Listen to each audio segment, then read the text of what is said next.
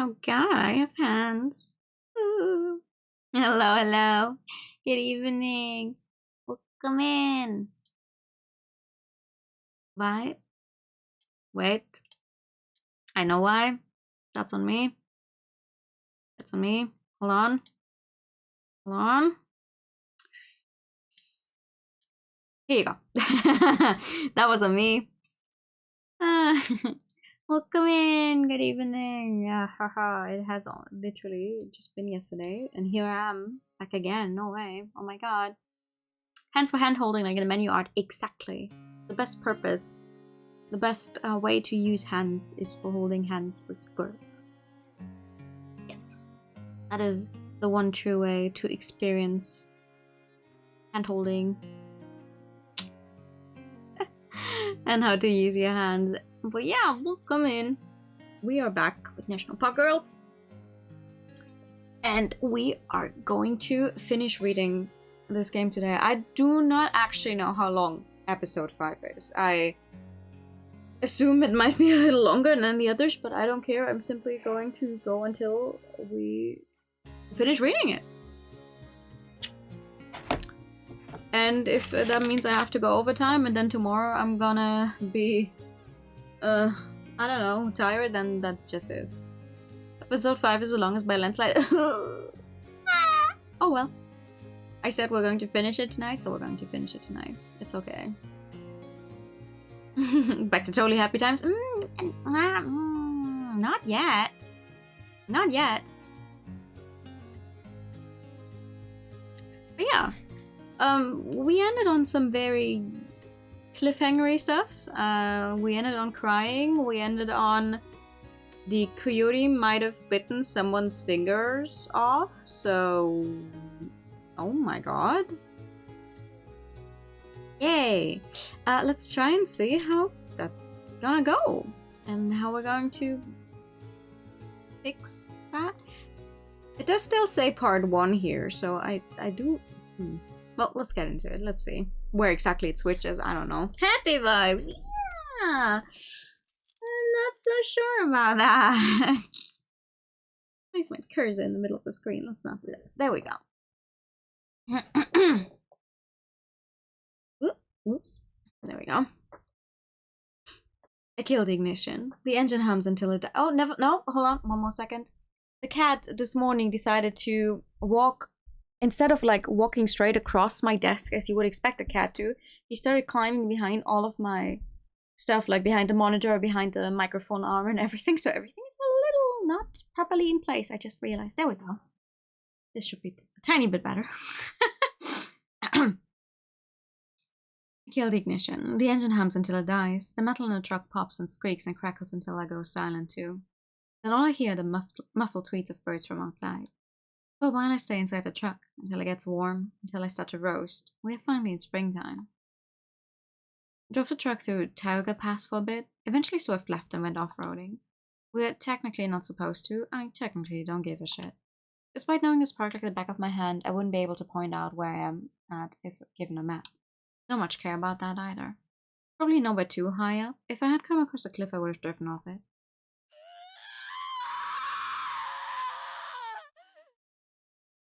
Starting this one off strong, I see. How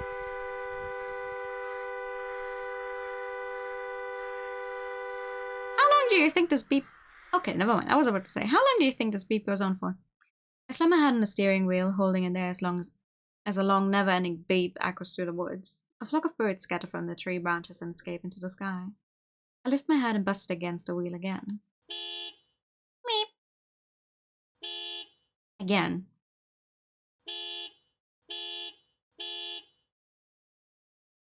Mood.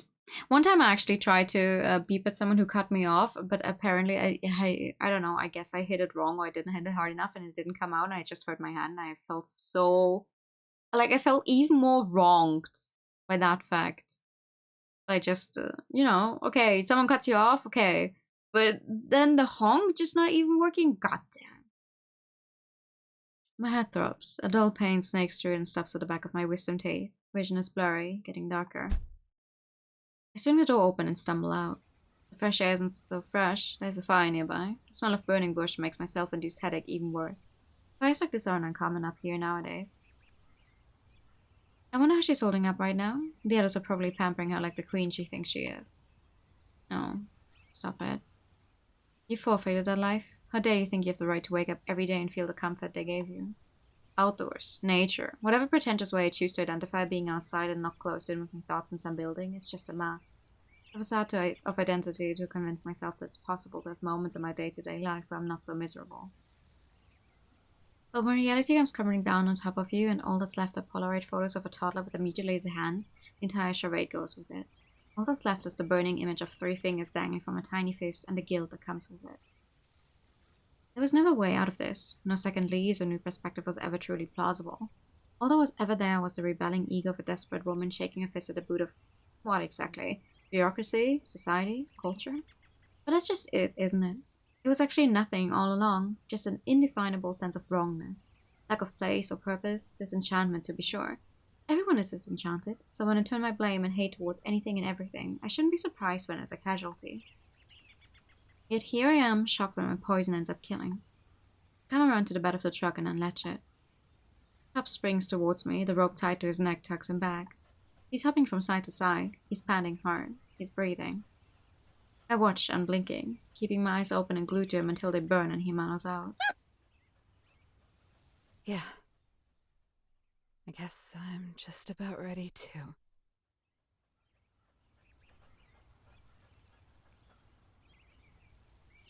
Do we have special trigger warnings for episode 5? I should be aware of. Actually? Question mark? That's on me. I know I said this when we started playing this game. I didn't actually check the... I'm sorry, that's on me.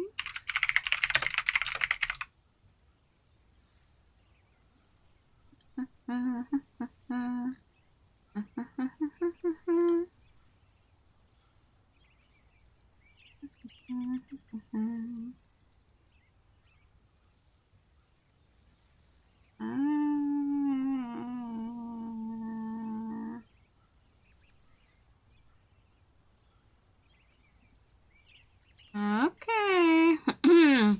I say like he knows what's going on, like a mutual understanding will redeem me for what I'm about to do. Shotgun slides out of the back easily. It's heavy, but the weight doesn't even register. Feels like an extra limb I've always had. When I was driving, I kept hoping that I'd hear it get set off, that I'd get lucky and that an unseen pothole would do it for me. Didn't even keep the safety on. And if it didn't go off, that was fine too. He would get to see it. Maybe understand it, accept it.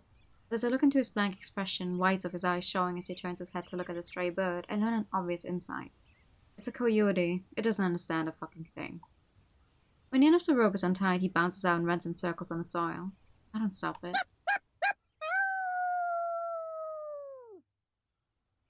He howls and barks, and I don't try to stop that either. Eventually he starts sniffing at a tree, and I figure that's as good of a place as any. Yeah, I mean, I have a feeling I know what's coming. Pop's either a good boy or a dumb boy, because he doesn't resist when I grab the rope and start tying it to the tree's mighty trunk. It's over 100 feet towering to the sky. It and its cousins shape the whole clearing. It's probably over 300 years old. I wonder how many things it's outlived. Good evening! Welcome in. How much life is completely disintegrated into dust from the time this thing was a sapling until now? How much more it will outlive? Yeah, right.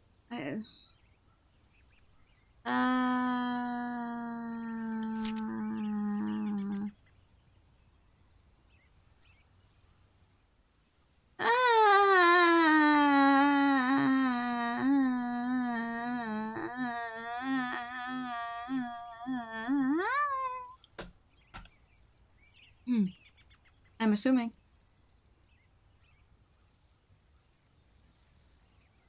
Yeah. When the knot's been tied, I pick the gun off the ground and take 10 steps back. Top tries to follow, but like in a truck, he gets yanked back. Only this time, he takes issue with it.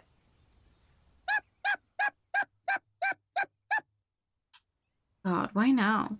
Shut up! Shut up! It takes until the second time until I hate myself for saying it. Man, just look at me. Can't even show dying animals some basic pity. Some ranger. I'm not going anywhere. And look at the pity I have for myself. I'll be lugging around this job complex until the bitter end, I guess. After all, the ritualistic killing about to occur is all about me. As is everything. It's about Eve Adams. It's always been about Eve Adams. Cup's hat clicks to the side as I raise the gun. I remember Jesse showing it to me the first time I entered the cabin. Not even half a day later was I pointing that thing at Yosemite, Zion, and Yellowstone. Safety is off. All I have to do is pull the trigger. All I have to do is steam myself, commit to the action, commit, and everything changes. That is a very prettily drawn gun, I have to say, and I say this as someone who doesn't actually know anything about guns. But the way that handle, like the wood texture of the handle is drawn here, was crazy. Anyway, don't mind me. Also, obviously, Eve is drawn pretty, but she always is. Sorry. My environment changes. I could change. My finger curls around the trigger, the only real mechanism that matters when it comes down to revolution or murder. Pup stares up at me with his blank, trusting. Oh no! You can't do that! Every organ in my body feels like it's shutting down, going cold. Stomach's doing somersaults, heart in a radial spin, hands shaking. I'm sorry, Jesse. Zion, Yellowstone, I'm so sorry. Even you, Yosemite, especially you, the only person who ever really got it. I wish I could have let you know how much those dumb morning arguments meant to me. If I'd realized it sooner when I wasn't looking down the barrel of a shotgun, I would have told you. I learned so much from all of you, but I just couldn't apply it right. You should have put your faith in someone better, someone kinder, who wasn't bitter just because the expectations failed them. I wasn't able to be the ranger I wanted to be, and I wasn't able to be the person you thought I could be.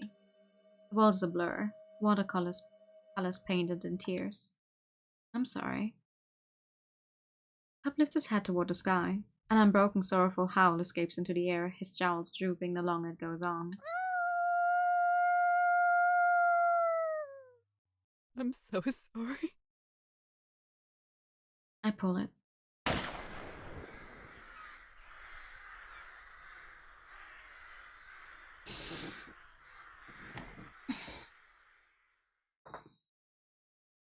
One month later. You know what though? I am glad we took the break where we took it last time. Imagine if we had stopped here. Alrighty, gals. Out of the car. Stretch those legs so you can stay limber and timber. Like, I'm sorry, imagine we stopped right after the whole she has to shoot Pup, and then it goes 1 month later. I'd rather we get it out of the way now. Also, funky new outfit. Please don't forget your hat this time, Yellowstone. You nearly gave that man in Tehachapi a heart attack. Oh. It ain't my fault my head is this way.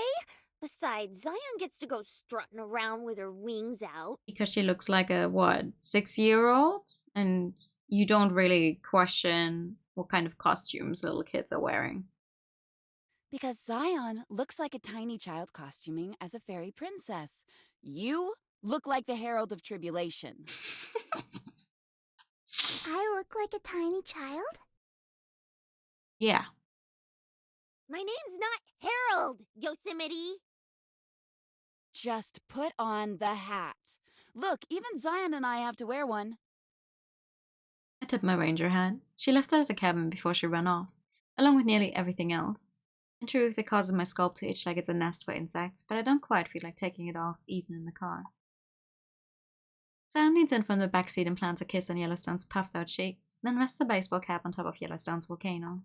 It'll keep the sun out of your eyes. Come on. Yellowstone sighs and hops out of the driver's seat, Zion following closely behind. I stay on the sweltering car for a moment, staring out the window at the giant thermometer outside. The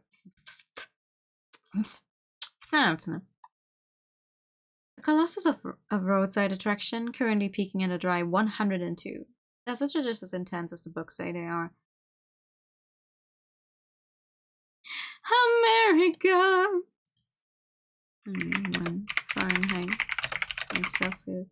38! Ew! 38 degrees. Blah. Ew.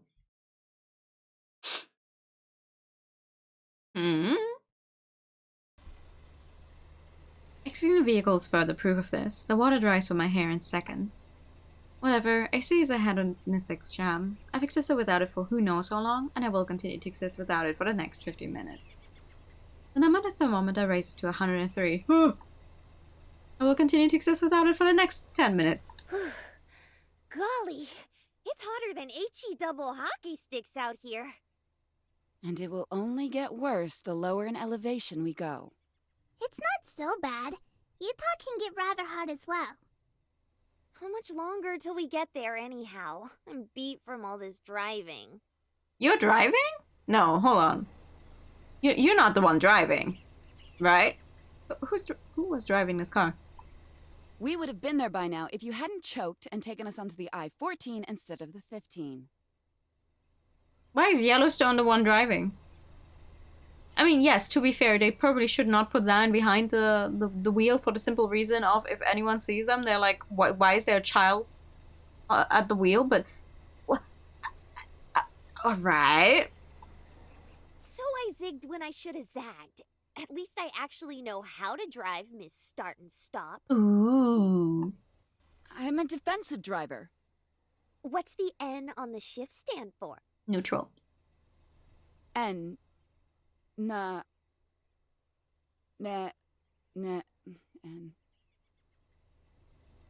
Never mind. Uh-huh. Yeah, that's what I thought. I know we're all cranky from the drive, but please, let's not fight. Remember who we're doing this for. Yellowstone and I go from glaring at each other to both of us shifting our gaze down to the film of death laid on top of the parking lot. Zion always manages to find a way to be right. Always. Sorry. I suppose I'm just getting impatient. It's a long silence as the three of us stand there simmering in the sun. The only relief is the cool breeze from cars passing on the I-15. I'm sorry too, Yosemite. Yellowstone steps forward to hug me. I don't stop her. It stands for not moving willingly. I wish I had an automatic again. Driving manually is a pain. It's been hard. The last month has knocked us all on our heinies. But soon we're all gonna be together again, like before. Not all of us. Sound sniffs. All the tears have dried up, but as we know all too well by now, there are some things we can never get back. That won't ever get easier. You're right. I pull Zion into mine in Yellowstone's embrace, and the three of us huddle together in an awkward hug. But we can be grateful for what we still have. And what we're going to get back. Yosemite. Look at you. Get me all misty-eyed and junk. Yellowstone wipes away a tear from the corner of her eye. Water from a volcano begins to seep through her head. Save it for later. We still have a ways to go. Right. Yellowstone and Zion start for the convenience store. Zion already fretting over whether or not they'll have fresh produce as Yellowstone nearly walks into a light post while staring at the thermometer. Why do I have such a problem with saying that? I stay behind, staring across the street at the sign that designates the road will soon be going down. Gateway to Death Valley. Just you wait, Ranger. You won't get away from me a second time. Ooh. I'm coming for you, Eve. Chapter 5, Eternal Evergreen, Part 2.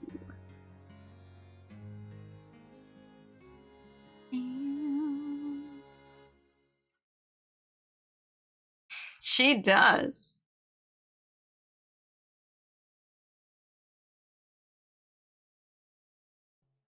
I have no control.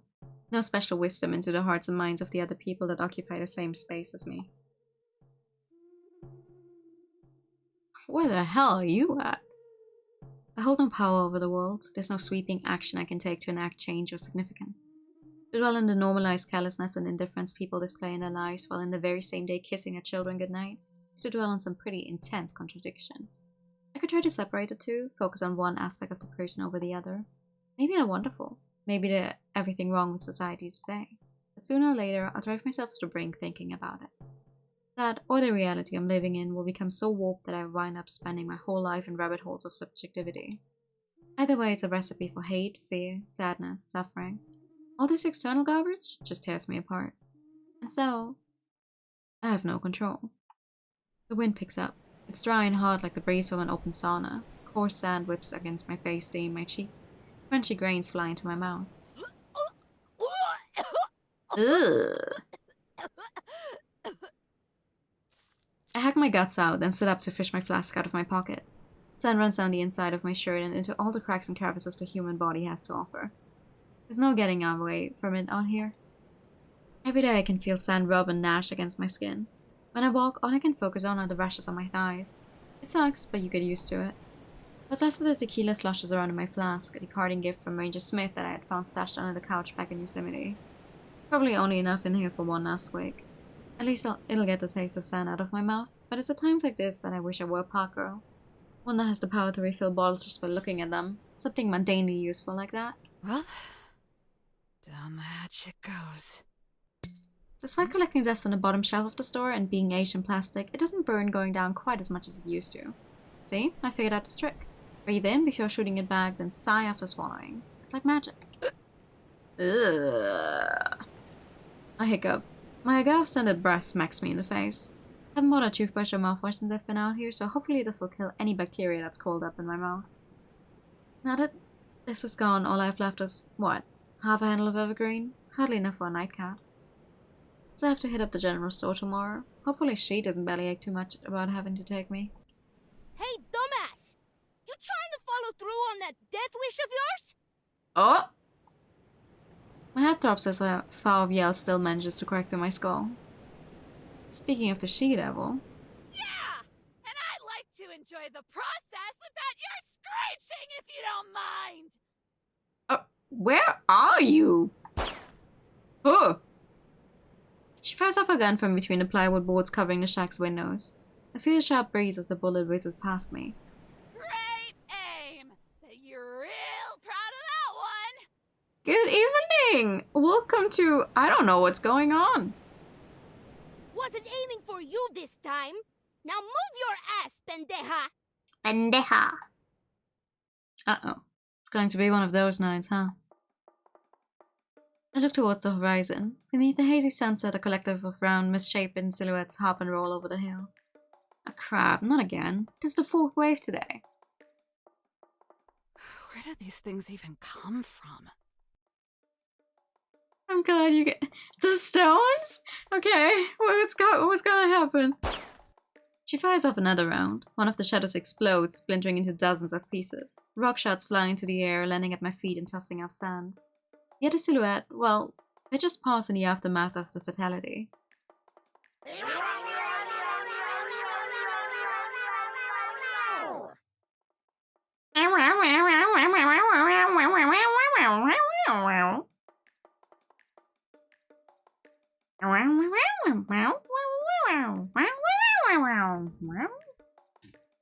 Screeching out the battle cry, they topple and roll down the hill, making a dash directly towards me.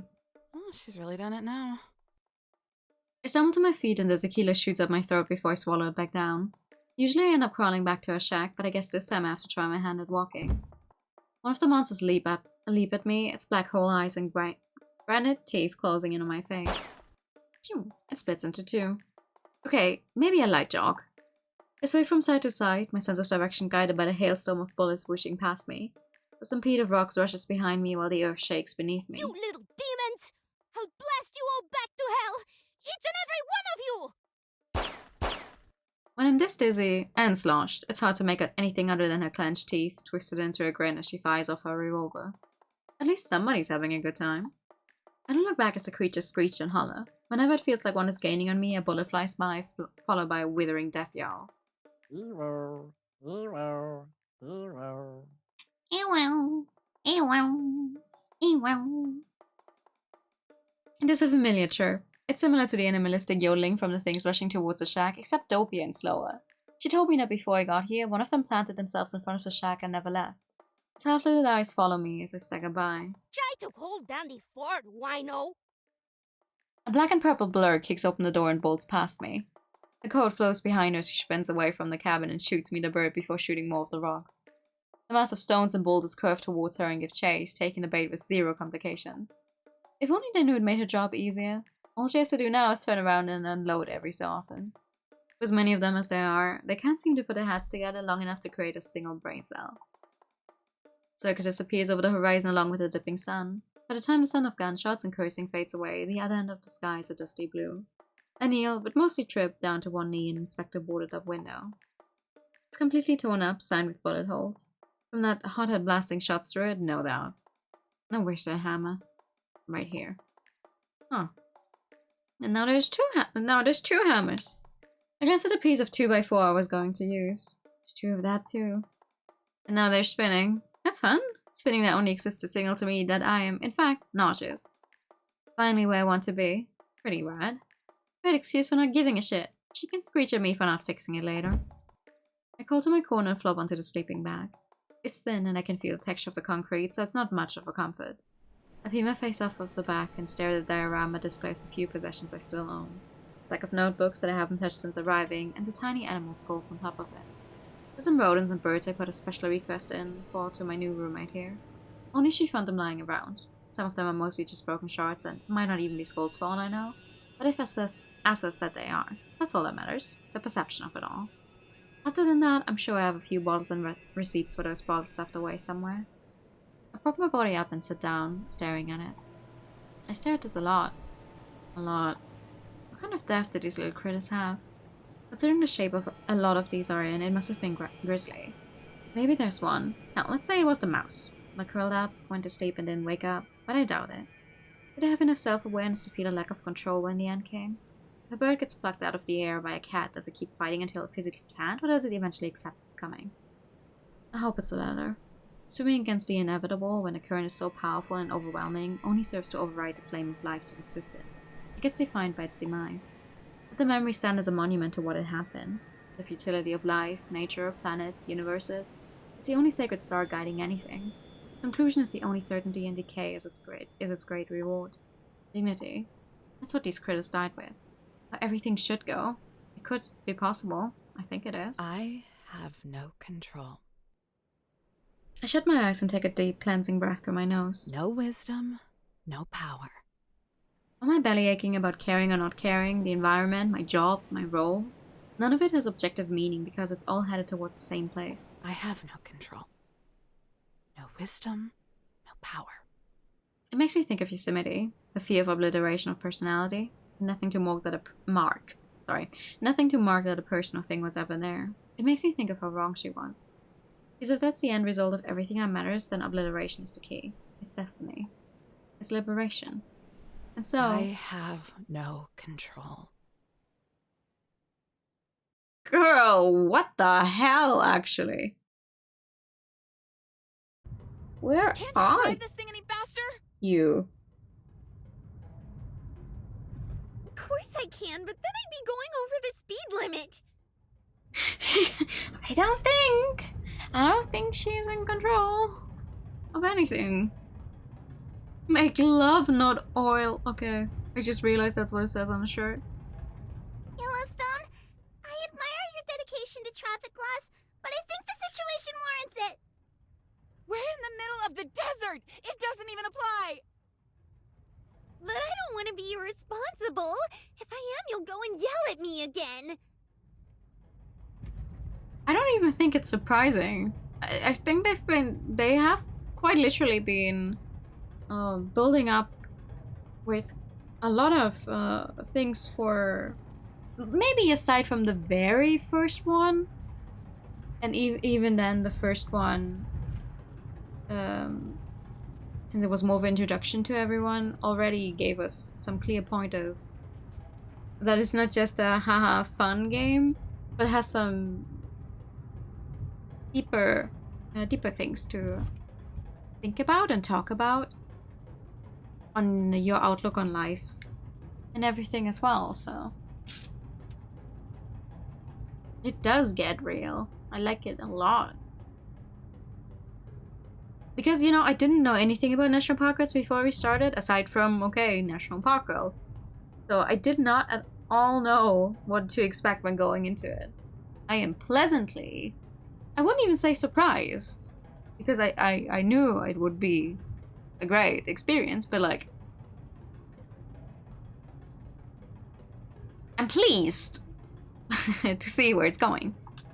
I love you, so please don't take offense to me saying this or anything. But if you don't pick up the speed, I'm going to yell at you.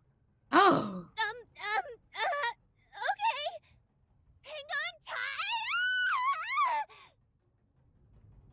What the devil is the matter? No! Just as Yellowstone accelerates the car, one of those boulder vermin jumps in front of us. Too slow to react, Yellowstone rams it down. It scrapes against the bottom of the car as we run over it. What was that? One of those things from before? Oh god! Just how many of them are there? I look in the rearview mirror. Behind us a rampaging pack of living, moving rocks are stampeding after us. I don't think you want to know!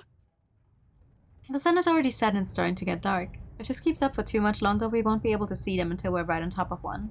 Or they're on top of us. Oh! Oh! I'm sorry, I know this is obviously not the situation you want to be in, but... One cannons through his windshield and crushes the center console. Yellowstone goes pale. I can only think of how close it would have been to my head if it were just a few inches off. Throw it out! Throw it out! I'm driving. Which is why you should be the one to do something! No? Yosemite, don't make me unbuckle my seatbelt.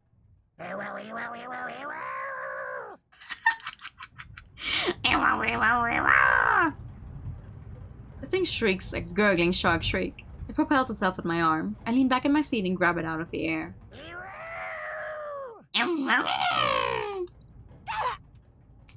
It bites my finger. The granite teeth stop at the bone. You awful little pebble! Toss it. Yellowstone pushes a button on the side of the car and my window rolls down. Such lovely rocks. I heave it out the window and pray that it doesn't crash into the side door.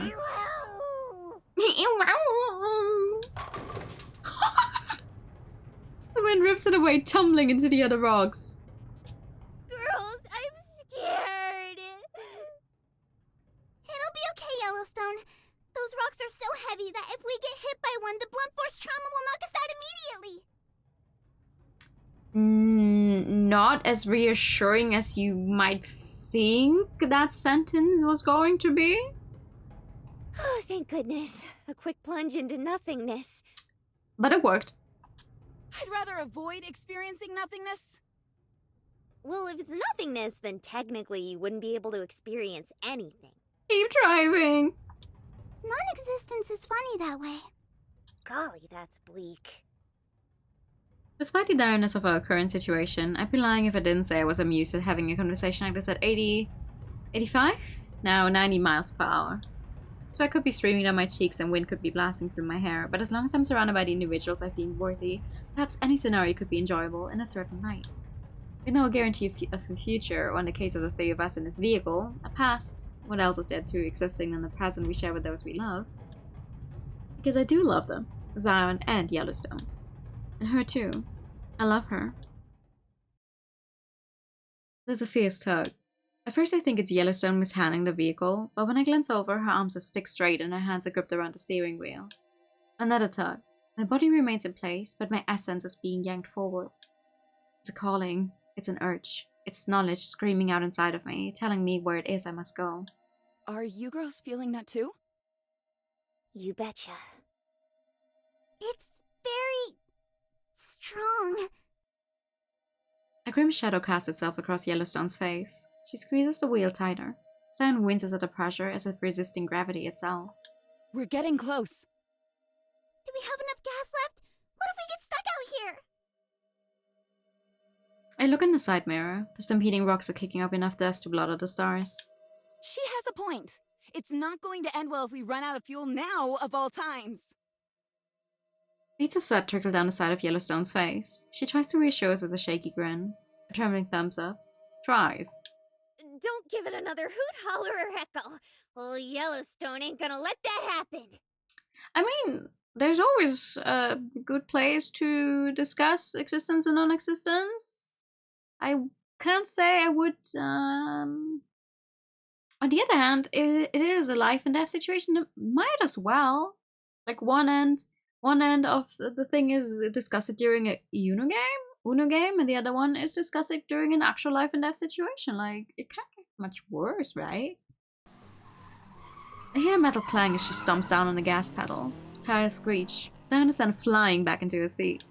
Speedometer goes from 90 to 120. We're going so fast that when I look outside, it feels like we're stopped in place and the rest of the world is zipping by. 15 miles to empty. Burn rubber! Yellowstone, maybe not this fast. You're coming, Evo! Eyes are shut. The steering wheel spins against the grip. Not if you crash, we aren't. Do you even know what you're doing? Yellowstone! Yellowstone! Oh my god!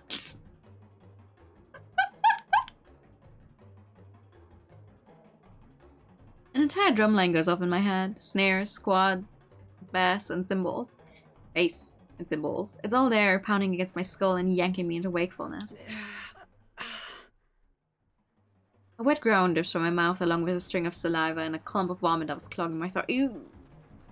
I cough. My cheeks ripple and I feel the wetness my face is laying in. A puddle of thick, yellow, and unidentifiable chunks. Talk about no control. Every limb and appendage is sore, like they were all yanked out of their sockets and shoved back into place. My legs wobble and fold in on themselves the first few times before I finally make it to my feet. It's dark outside. The shack is darker. How long was I out? Could have been minutes, hours. The way time works out here, maybe even days. Tickets can melt into millennia, then melt into eternity, then melt back into seconds. Big bang, big crunch. Rinse and dry until I'm in the ground. At least I know it doesn't matter. I bend over to fish what's left of the bottle of gin off the ground. A stern force shoves me. Huh? I freeze. Then it happens again, like a pair of hands pushing me towards the door, except my body stays anchored in place and it's my mind that's being pushed away. It's a familiar feeling, warm but opposing, uncompromising. Yosemite? God, what am I even saying? It must be the desert. A hellish white canvas to paint whatever meaning I want onto. Or the lack of grub. Oh, no, the booze. Drink enough tequila and a beautiful garden of blue agaves will start sprouting in your liver. Messes with your head. Yeah, that must be it. Except it happens again. Stronger now. Less of a push, more of a drag. It can't be. It's impossible. She's more than 400 miles away from here. They all are. She would never. Not for me. I'm a moody terror. She's an egoistical pain with something to prove. The idea of her doing something like this is totally plausible. Oh god. I break down and follow the urge to the door with all the grace and balance of a cabin boy with an amputated sea legs. I swing open the door and look to the horizon line. The Milky Way hangs in the sky, glimmering above the I can't read! The cracked ground, the remnants of what used to be a lake. Now all that's left is a grandstand, a sawtooth monolith of rock that watches over this place like a cigar tower of hell. Nothing. What else did you expect? Before I can turn around to go back inside, an engine roars in the distance. Two headlights peek over the bend. No way. Yes way! They're doing it! Determined little boogers, ain't ya? Through some miracle, Yellowstone has managed not to crash. Through some additional miracle, she's also managed to throw off most of those awful rock creatures. Not to interrupt, because I'm aware of the seriousness of the situation we currently find ourselves in, and I certainly don't want to speak out of turn and distract either of you from the important task at hand, or keep us from Sweetie, I love you, and I'm not upset. Get on with it! Yellowstone glares daggers at me, swords and butcher knives too. With a please and thank you. Go ahead, cutie pie. They're gaining! two rocks that have kept up with us pound into the vehicle. My back stiffens with each impact. Come on, we're so close now. Look! Right there! I point at the shambles of a building in the distance, illuminated by our headlights. Alone in the middle of the desert. Of course she is. In that hunk of junk? Well, I guess it does kind She of is way too polite, yeah. I'm sorry, if it wouldn't trouble you, may I please tell you that we're going to be fucking killed. Meow. Meow. You say meow, not evil. Evil. Evil. Evil. Evil.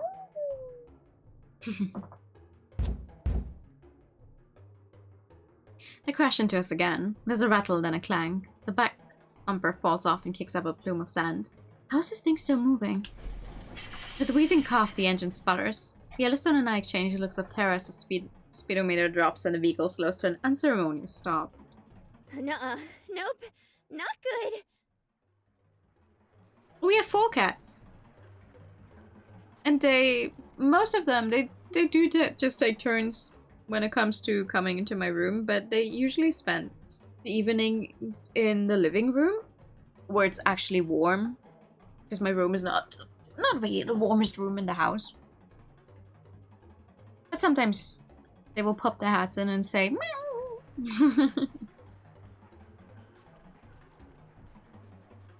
Ladies, it was a pleasure. Goodbye. Goodbye! Oh my god!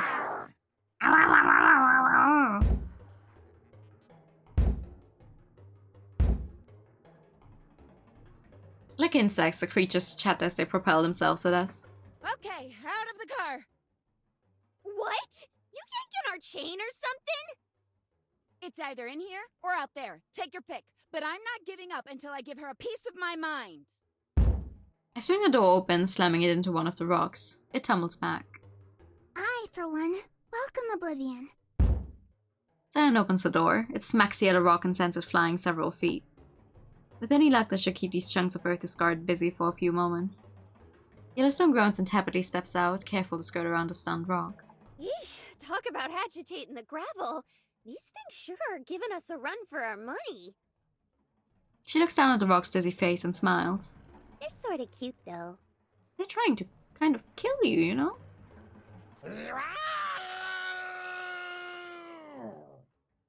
It rolls its scent off balance and screeches. Oh, look at the little teepees. Time to go, Yellowstone! You're gonna get eaten and digested! Zion zips on by and nabs Yellowstone's wrist. But, they have the neato cute fangs. Will you just run? The speed of Zion's flying gives Yellowstone no choice but to sprint. Once I'm sure they've gotten a move on, I break into a jog. I swing my arms back and forth, take medium-sized steps and make sure to land on the soles of my feet, just like all the books said. Zion and Yellowstone catch up to me in under 5 seconds. How's it hanging, Slowcimity? Oh! Hi Zen, good afternoon! How are you? Well, technically it's eveninging, so... Precious, polite, perfect Zion giggles, hiding it with a delicate hand. Please do try and keep up, Slowcimity. You show eepy? Oh, big mood. Even you! They pass me. I can't let this happen. I am triumph. I am nature.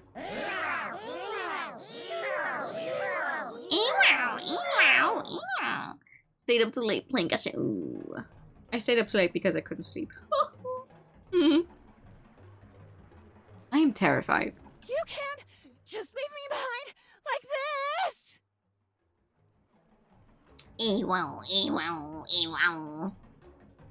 Everything I read about running gets shot straight into my mind's discard pile. My steps are now bounding strides. My arms dangle at my side like a scarecrow. I swallow giant scoops of air, saliva sticking to my lips. When I catch up, I'm sweating through my clothes. I'm so thankful I didn't wear my jacket to this wretched place. Exercise is stupid. Running is stupid. I despise this. So true. Good evening, Sal. Good evening. Imagine sleeping couldn't be me. I wish I had tomorrow off. I don't want to go to work. I want to play Monster Hunter. I mean, what? Move those muscles, you Poindexter. We're in the home stretch. With all the enthusiasm of a personal trainer, Yellowstone cheers me on with applause. But considering the smug grin on her face, I get the impression she finds my predicament more entertaining than anything. Are we 12 hours apart? Could be. Because it's yeah. Yeah, it's almost 9 p.m. for me. Yeah. You go to work for me so I can play 100? Hell yeah! Please. Please. It's gonna be available at 6 in the morning for me. I'm so upset. Like, imagine if I had taken tomorrow off of work. I could, like, when I get up, I would be able to play. I hate this. The world we live in. Horrible.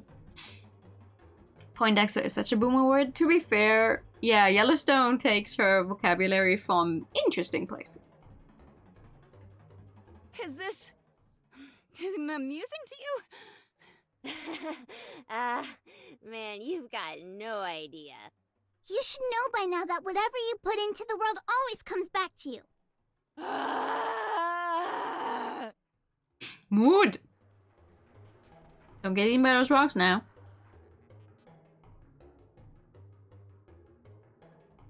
It has to be the liquor. Must have drank enough for it to finally reach my eyes. It's gonna drown my pupils and give me one last hallucination before I finally go blind. But as the headlights get closer, it only feels more and more real. It's a beefy SUV, the kind I used to drive around back in Yosemite. Please tell me they didn't steal one. Comes to a slow, painful stop. 2 stones emerge from the darkness and throw themselves at the car before both get whacked in the face with doors. Yosemite steps out of the passenger seat. Oh my god, they actually did. Zion floats out of the car next. Yellowstone follows. It's hard to make out their faces, and they're all wearing clothes more suited for the desert than their usual get-ups, but it's them. I know it's them. The stones wake up from their short nap and give chase. Zion glides, Yellowstone runs behind her. Yosemite lags behind. She briefly jogs before entirely giving up such stupid notions, like pacing herself or form. Instead, she sprints like a drunken ragdoll. My heart stops. Even though they're running, they're going so slow. They're all yelling at each other, screaming and laughing. Guess things haven't changed much, huh, guys? Oh, no! How are things? Is Jessie doing well? Does Yosemite still sit at the table every morning and read? Is Yellowstone's food still a heart attack on a platter? Hopefully Zion's not too lonely without Pup to play with anymore. I can't believe you. No, not at all. With all your grace, power, and knowledge, I can't believe that you morons would bring those stupid rocks directly to me!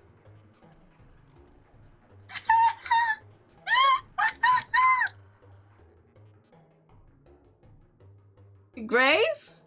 Knowledge? Power, maybe. Grace? I'm not sure. Knowledge? Doesn't seem to be helpful in this case. I catch my first glimpse of her, standing outside a tumble-down shack that looks like it could collapse on her if she so much as breathed wrong.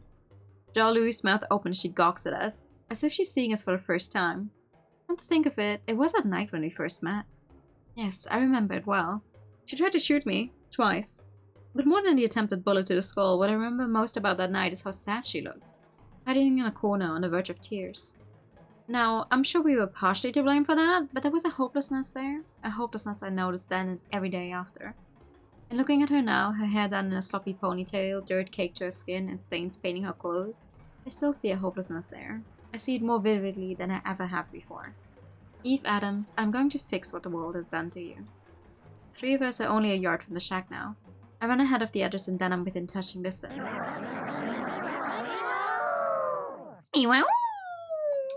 But so are those doofy rock muppets, and I'm afraid to take a slightly bigger priority at the moment. There's even one sitting not too far from the shack, just staring at us. Is it sleeping? Dead? Does it even matter as long as it's not chasing us? Don't just stand there, do something! Eve wakes up from whatever walking coma she's in and stumbles into action. What on earth happened to her coordination? Crap. Alright, hurry up and get inside. Yellowstone and Zion are the first ones in. Howdy-o, Evo. Hello, Miss Eve. Shut the door, shut the door, shut the door! She slams it just in time for me to slip through. The rocks pound at the door, plowing it hard enough for chunks of the wood to come off with each impact. Wood, hammer, nails. In that order! Stat! Similar to how an ant can carry 10 times its weight, Zion drags over a stiff board of plywood from the other side of the room. Yellowstone, always want to be prepared, digs a hammer and nails out of her head. Eve stares at Yellowstone's open hand for just a second too long, and I take it instead. I swear, you think she would be used to it at this point? The rocks continue to throw themselves at the door, splintering it into pieces. Eve takes the wood and presses it against the door. Yosemite! On it! The rocks are heavy and the damage is significant, but Eve's strong enough to resist their force as I hammer the wood into place. Hello? One of the monsters screeches as it realizes brute force alone isn't going to do the trick this time. Need rest. Now. Eve and I collapse and slide against the door side to side. Our breath, heavy and tethered, heaves in and out in unison. We're close enough for me to feel her clammy skin against mine, which is fine. I'm just as sweaty. Even at night, it appears as if the desert heat just doesn't let up. Yeah. You got that right. That is quite literally how it is. Idiot. The word can hardly squeeze out of my dry throat. Hold on. What did she just say I was? What? Me? You're the idiot! How dare she see my words? I've been planning on calling her an idiot the moment I saw her since we left the park. This is theft. Explain to me how I'm the idiot in this situation. Just don't know it yet. You brought those things straight to my shelter! Straight to me! A shelter? Honey, I hate to break it to you, but this structure is barely standing. It may as well be your tomb. Furthermore, I wasn't even aware that these things existed until half an hour ago. My conscience is clear. It's so clean. It sparkles, glimmers. Wow. You are so full of it! Even if you didn't know, I would have thought that the personification of a national park was aware of the fact that, imagine this, the wilderness could be dangerous! And I would have thought that an angsting, bureaucratic goon so tied up in paperwork and her own indulgent journaling would have been self-absorbed enough to at least write a note or a letter for those she was leaving behind. Uh-oh. I mean for there to be more bite, more venom, but not even halfway through my voice breaks apart and my words lose any power they may have contained. I don't try to fight the tears. You just left. When I needed you. She opens her mouth to speak, but nothing comes out. The expression is loose and her eyes are unfocused and glossy.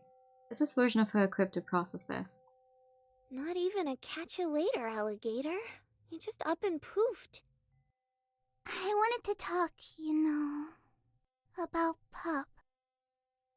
Brave little Zion. She and her verbal were stuck together like glue. Her loss has been completely overshadowed by the rest of our drama, yet she's cutting straight to the core of the pain. No phony, half-hearted arguments here. Maybe it's Zion's earnestness, the willingness to be honest, that finally connects. Or perhaps it's just a mention of the coyote. Whatever it is enough to break through Eve's fog. Don't talk to me about that. I already know it was my fault. You're right. It was. You were careless. You thought you were special enough to disregard common sense. People ended up hurt because of what you did. And you killed my friend because of it. Zion steps forward. A tiny body looms over us both. The dim lighting of the room shines against her back, casting a large shadow over Eve. So I want you to make up for it. Zion smiles. The shadow seems less stark. She extends both hands, one to me, one to Eve. And come home. I grab hold of her and lift myself up with no hesitation. Yeah, it's been a total downer without ya. I recollect myself with a single sniff. I expect you to make the right choice. Eve only stares, first at Zion's hand, then at Zion herself. She brushes her hand away. Thanks for coming to see me. She slumps over onto one knee and balances herself out by climbing to her other foot. Watching her trying to stand is embarrassing. I'm not much for the gushy stuff, but... She drifts over to the three of us and swings her arms around me and Yellowstone. A shiver sizzles down my spine when her fingertips touch my skin. Zion floats up to Yellowstone's shoulder to get in on the rare moment of affection. I really have missed you guys. Hey! Her voice shakes when she says it. So she really means it, huh? She has always tried to hide her feelings, although she was never any good at it. Her being open like this is a victory. I'll relish it for now. I lean my head against her. My eyes water. Not because of any swelling of emotion, oh no, wouldn't that be nice? But because as I'm pressed against her, it's becoming excruciatingly obvious to me.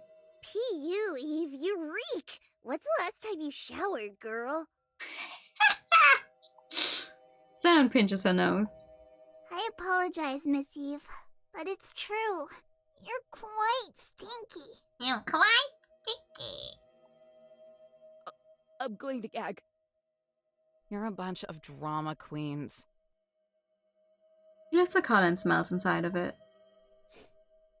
See? Don't smell a thing. That's not how that works. Of course you don't. You live in this filth. What are we going to do? Any ideas, Evo? Die, I guess.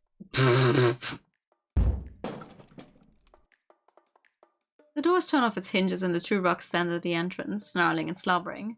The four of us huddle together in the darkness of the room. I shields down in Yellowstone. They will have to tear through me first.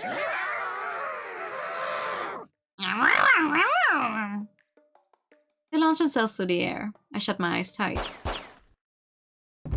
Two shots ring out. There's a plunk. Two rocks hitting the ground.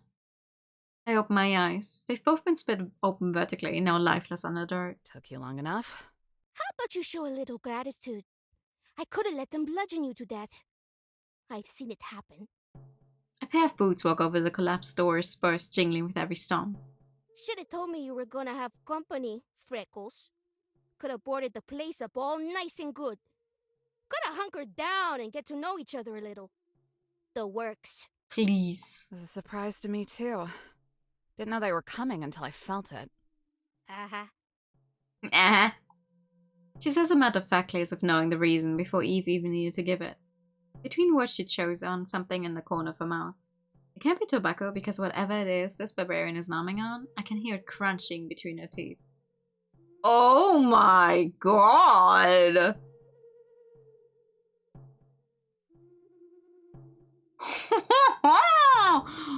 Oh! Wow. Those are some nice clothing folds. Really? That's what you're focusing on? Okay. To the floor, she reloads her gun, still smoking from the firelight. She spits the 6 pebbles into the holes of the chamber. It's tingling across my entire being the very moment I set eyes on this woman. Her platinum hair twirls into bouncing drills. A brooding cowboy hat and cloak just reinforce what I instinctively know. She's not made of the same stuff as Eve. Entire essence, every speck of stardust in her atoms was unconsciously manufactured into her. She's like me. Gunslinger. Rootin' tootin'.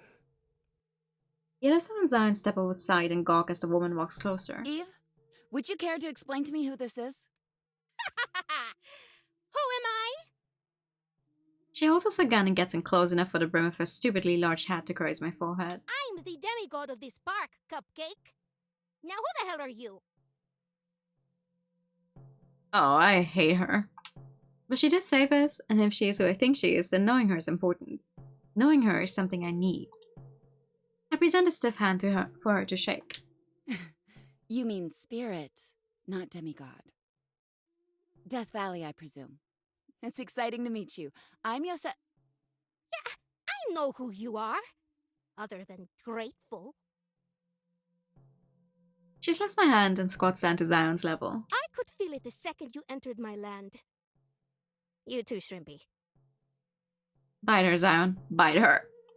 But alas, Zion bashfully glances away and flutters her wings, something she's always done when nervous. As far back as I can remember, and probably before. Hello. Howdy, cowboy. What about me? Yellowstone pokes her on the back and waits like a patient fan in line for an autograph.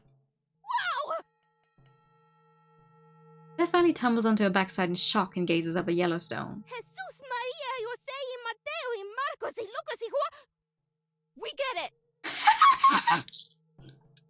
What the hell is that? A volcano! She points at Yellowstone's volcano. Her hat must have fallen off in the scuffle. Yellowstone blinks, an innocent reaction to an overstated sentiment. Then the realization sets in. The grief of knowing her newfound hero is repulsed by her entire existence. Rude? I know it ain't normal, but you don't gotta be a jerkwad about it. Cece, that's great. But what is it? It's a geyser volcano head, duh. Duh! Siren rushes over to comfort her sobbing friend. Eve glares at me with quiet spite. She tries to glance away and hide it, but I can feel it searing into me. Oh, get that look off your face. We'll talk about it later. No, we won't. There's nothing to talk about. We'll see about that. Death Valley watches an experiential terror as the geyser umbrellas over Yellowstone's head. You keep weird company. No kidding.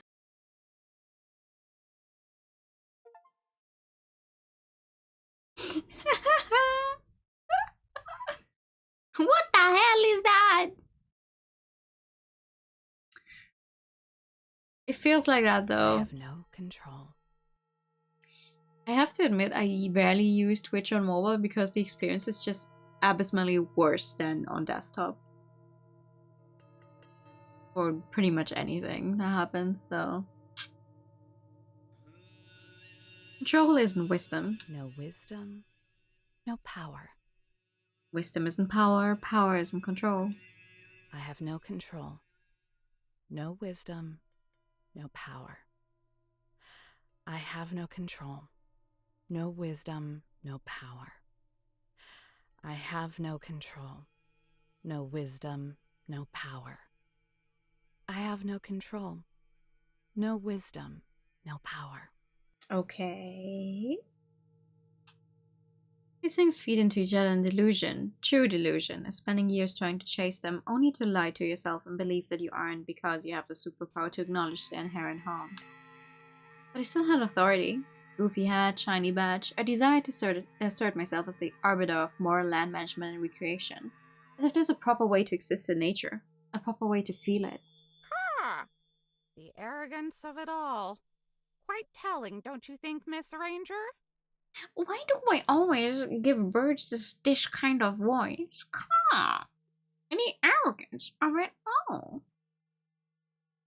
I open my eyes. The corpse of the raven is still laying on the rolled-out cloth alongside his other deceased friends, looking a little mushier than he did yesterday. He's decaying, but I give him a voice anyway. Former. Goes through at the end of the week. And when it does, Miss Ranger will be just like you, Mr. Raven. Dead. Deceased. Rotting. Fighting off the dance of Rigor and his mistress, Mortis. Terrific way to hop around the question, Ranger ma'am. Obfuscation is the sincerest form of cowardice, after all. Tippity-toppity, hippity-hoppity. Ha! Hear, hear! Ha! Cottontail, whose tail and back feet were missing when I got her, decided it's time for her to chime in too. I give her a high squeaky voice, because that's what she sounds like. Mr. Raven, a brown-nosing scavenger, decides he needs to agree. What else do you want me to do? This place not good enough for you? Should I go sit at the bottom of the ocean? Is that what penance looks like? The aesthetics of penance. Definitely, maybe, perhaps I'm just an insecure and chronically unsatisfied mousy lad. Squeak, squeak.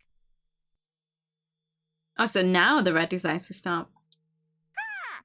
Hear, hear! Ha! Tippity-hoppity, toppity-hippity. Your insights are unmoustakeable, mousy lad. Oh, come on, Eve, come on. Will you all just shut up? You're not telling me anything special. This is not the guidance I come to this council for. Something blots out the sun. With any luck, it's another asteroid. I look up only to be disappointed by Death Valley's flat judgment. What the hell is wrong with you? A dead Shuckwaller lizard dangles from my hand by the tail. He's like a metal detector except for dead things. Must be one of her weird park girl things. I cup my hands together and lift them up. She sighs and drops the lizard on top of the other corpses I have lined up. Right, now they're all crooked. You did that on purpose. She kicks over the nearly empty bottle of Everclear I have sitting next to me. Gin starts to trickle out. Pick it up before I lose any more. Was planning on going into town anyway. Don't get grumpy when it's time. Go manners or what? You shouldn't be so flippantly flappable about expecting favors from an honest-to-me demigod. Does that mean yes? It means I'm the protector of this realm, and I'll toss you a bone whenever I damn well please. You even know how much junk I gotta... Ay, Dios. Gotta be kidding. Honest to me, I mean, yeah. Well, she calls herself a demigod. She stops and draws a gun. Mays ring as she fires 3 shots at the hill. A stone crumbles into dust. Kiss my culo, hellspawn! Anyway, I forgot what wisdom I was delivering a couple seconds ago. But I'm sure it was valuable. Mm-hmm. Was worth its weight in lead. She bunks me in the head with her revolver. Not hard, but the metal makes sure a bump will be there later. Ay, why'd I even bother saving your ass if all you could do is mouth off? Can't you do something more interesting? Like die? Claro, it'd be something. You should go out in a blaze of glory, though. More interesting way to reach Valhalla than boozing. True. You're a real pal. Don't mention it. Death Valley squats down. Oh my god. Yeah, alright. Death Valley squats down. A cloak drags on the ground as she wraps an arm around me. Might want to say buenos dias to your besties over there, though. Been gawking at you for the last 20 minutes. She sticks her thumb out behind us. Yellowstone and Zion are poking their heads out of the shack, either failing to be sneaky or wanting to get caught. If they want to talk, they'll come. Hey, I get it. Initiative's hard. With all the suaveness that I'm sure she believes she has, Death Valley fires off finger guns at Yellowstone and Zion. Just tell the amateurs to stay out of trouble. I got a weird feeling about today. Oh god. She exchanges her gun for a pair of binoculars from inside her cloak, staring into them as she walks in the direction of the hill. Does she even know where she's going? Keep those ojos peeled. She reminds me of the kind of cranks Dad used to bring around, always in camo and preparing for the end times. They owned lots of equipment, but I'm not sure I ever saw any of them use it. With enough bluster, anyone can be an action hero, I guess. It's a lovely design, hell yeah. I love the shoes. I know we don't see much of the shoes aside from on that one CG so far, but I love the shoes.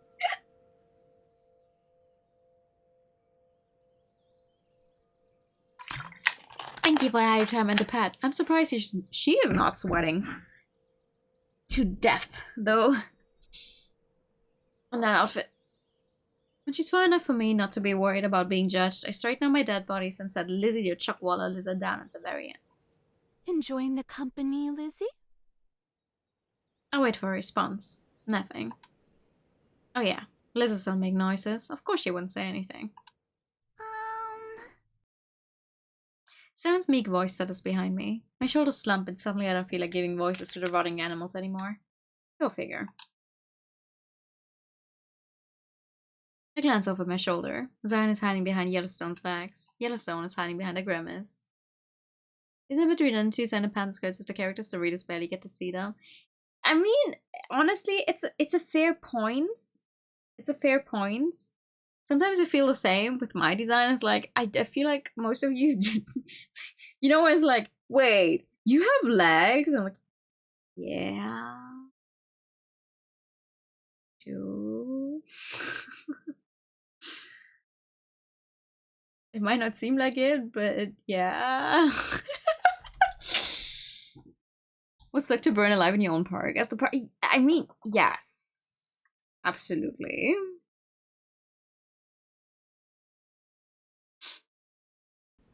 Howdy-o, Eve.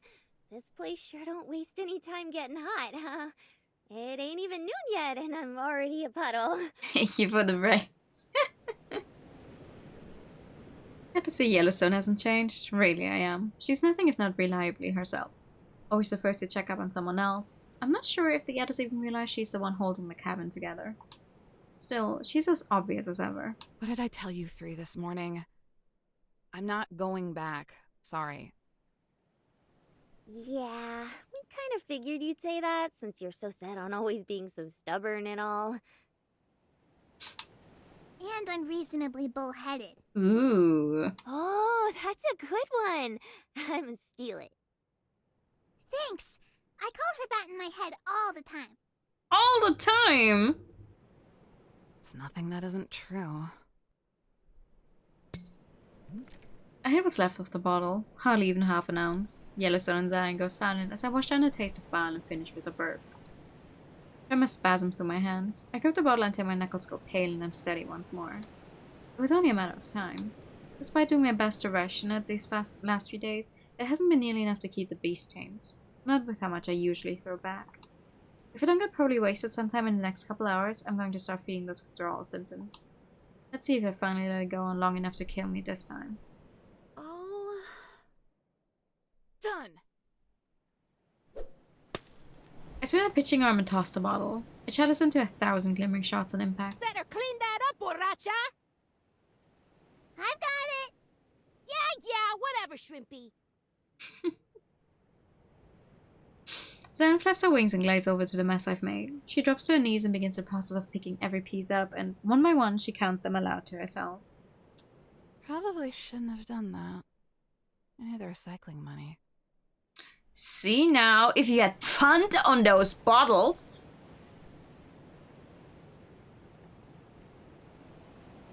I'm just saying.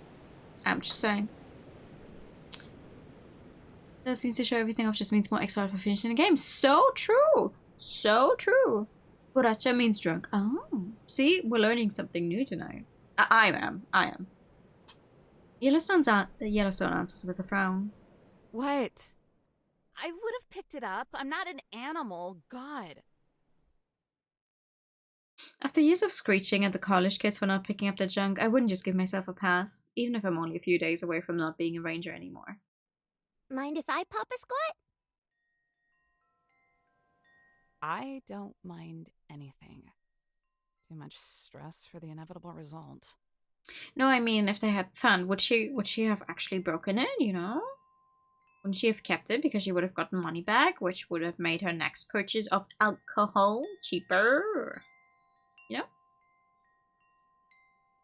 Oh, I can dig it. As they say, too much thinking is a thunk too much. It's the first turning of the wheel. What do you mean summer heat? By the way, I mean I saw earlier 26 degrees, but is that Celsius or Fahrenheit?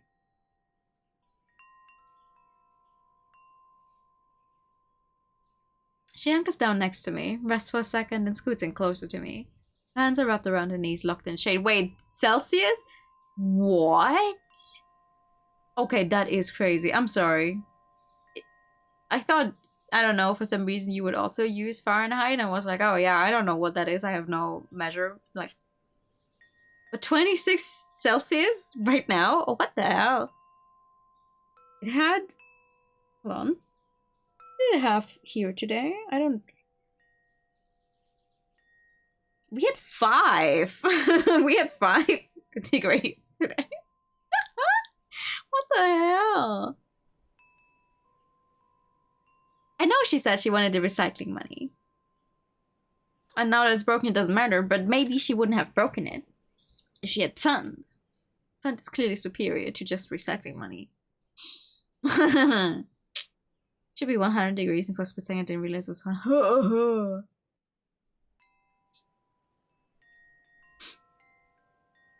Did I already read this sentence or no? She hunkers down next to me, rests for a second, and scoots in closer to me. Her hands are wrapped around her knees, locked in a chain. Despite being surrounded on all sides by brown, sloping hills and jagged mountains, sitting here is like sitting in emptiness. The ground is weathered and white, mud dried out by the sun until cracks form, splintering everything into a polygon-shaped checkerboard.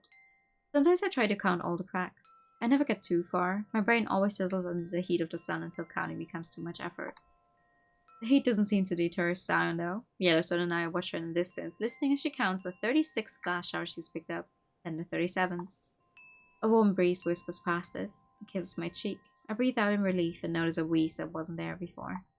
Eve? Hmm? What's with the dead critters? The friends, duh. I saw the bones inside too. You ain't... Her voice takes an uncertain tone, path of implication. Of course not. You should know me better than that. Phew, thank goodness. Had me worried there for a sec. I have Death Valley bring them to me. Oh, and does she? Nah, they're already dead when she finds them. And do you think they just look neato, or what? I think in the current stage she would probably throw a lot of things.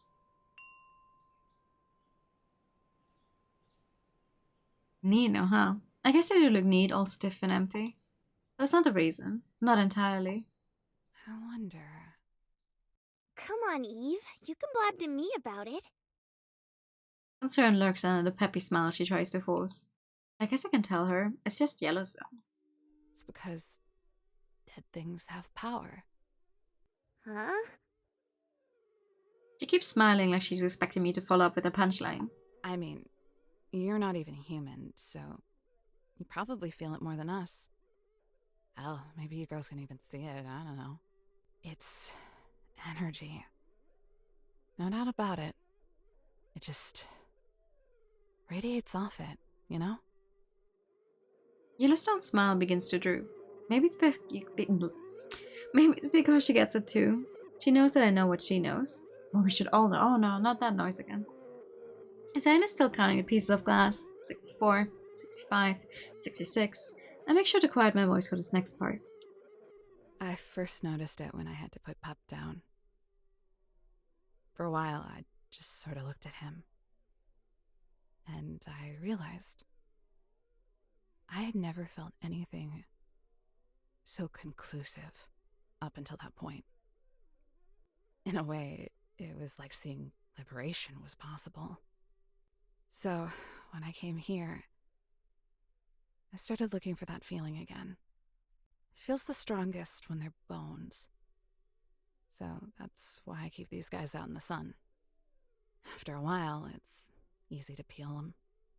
For the skeleton, I don't have any control over most of the terrible things that happen. To me, to others, or the land. No power to change it. But I can bring on that feeling of conclusion. Because it's inevitable.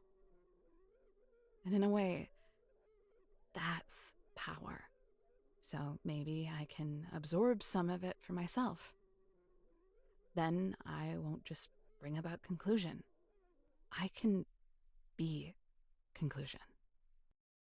I've been staring into Lizzie the Chuckwalla lizard's dull, lifeless eye. I'm not sure if it was staring at her beautiful leather skin or if it was just getting all of this off my chest, but I'm smiling. Yellowstone is not smiling. Ooh, a turtleneck and yeah, but also that is a crazy temperature difference. I'm so sorry to hear that. She's staring, eyes wide and pale. Her mouth is open, but she's not saying anything. Weird. Yellowstone and I turn away from each other and look ahead to Zion. 81, 82. Eve, you need to come home. I don't really need anything. No, you do. And it ain't here. I know it ain't. She sniffles. Most people dab their eyes when I cry. Yellowstone dabs her head. This place is good for me, Yellowstone. I don't think I quite agree with that statement. I smile. It's not something I can usually do consciously, but I've been trying to force myself more, and I think she needs it. I can rest here. 93, 94. All done. Zion, finished picking up all the pieces, waves at us. It ain't rest you're looking for, and you know it. Smoke starts to pilfer out of her volcano. I feel bad for getting her all worked up, but everything I've said is the truth. As close to it as I've ever come. Our resident guardian angel takes notice, and if we're talking about inevitable conclusions, Zion zipping over to comfort Yellowstone will always be one of them. Try to calm down, Yellowstone. She dumps the shards of glass in Yellowstone's head, then floats down to hug her from behind. I know it's hard, but if anyone is going to get her to come back, it's not going to be us. Oh. No, I don't think I'm familiar with that. Like, I'm already struggling because last week it was like... There was this sudden temperature change from like -2 to a +7. I'm like, ooh, where am I? Pin on Yellowstone's backpack, one for each of them. Yeah. Wait. Yeah.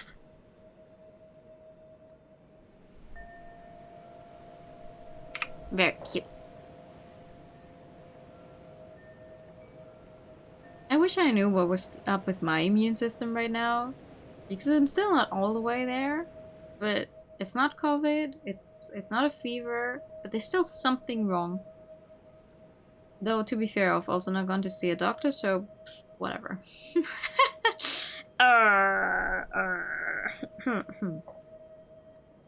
Yellowstone goes limp. The smoke peters out, and all that's left is a flare-up is soundly clinging on tightly. I know. We just gotta trust Yosemite. That's right. Sarah looks me in the eye. Very cheeky kid. It has to be her. She's going to give it a shot at least. Even if I tell her no, she'll still try. The second she entered the spark, it was destined to end in a standoff to see who can assert themselves as the most correct. Where is the princess anyway? Still getting her beauty sleep? She doesn't need beauty sleep, because Yosemite is naturally beautiful, Eve. I love her shoes. That's mostly what I was focusing on after the CG panned all the way up. I loved her shoes. Zayn blows me a raspberry. What if it is 2-on-1 combativeness today? I made a choice, they need to respect it. Your snotty friend went for a walk. Had me blast a few stones for her so she could do it in peace. Told her there'd be more of them, but did she listen? No, of course not. She'd never do that. She's more of a talker than a listener. Ah, so I've learned. Pretty irritating for a demigod. I'm sure she'll come running back here once those things realize she's out and about. The smoke puffing out of Yellowstone's head dissipates, turning a light grey before stopping entirely. You mean those boulder buddies, right? Boulder buddies? Boulder buddies? Definitely's eyes look like they're going to roll into the back of her head from rage. Now you've done it. Listen here, Craterhead! She stumps over to Yellowstone, hunching over her like a dead crooked tree. Zayn was sent her bloodless because she scoots away. Those things ain't your buddies! Or did you forget your encounter from last night? No siree. Last night I had even more frightmares and nightmares than usual. Good. Let it be a lesson. But I gotta be real with you, Sheriff. The more I look at them, the less scared I am. They're just so gosh darn cute. When they're not trying to kill you, maybe. I can understand Yellowstone's perspective. If they weren't so murderous, I think I'd want to play with one. Aye, you're kidding! I don't know. They've got those frozen faces. It's terrifying enough to wrap back around to being cute. Like a cat with no hair. Okay. Ay, cállate! I don't want to hear it out of you too. Those stones are ravenous little beasties who bash your brains out the second they lay their eyes on you.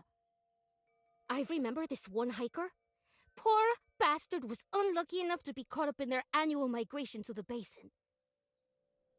Fanny continues on her horrific story. Every time she tells it, which has at least been once every day since I've gotten here, she revels in the gory details.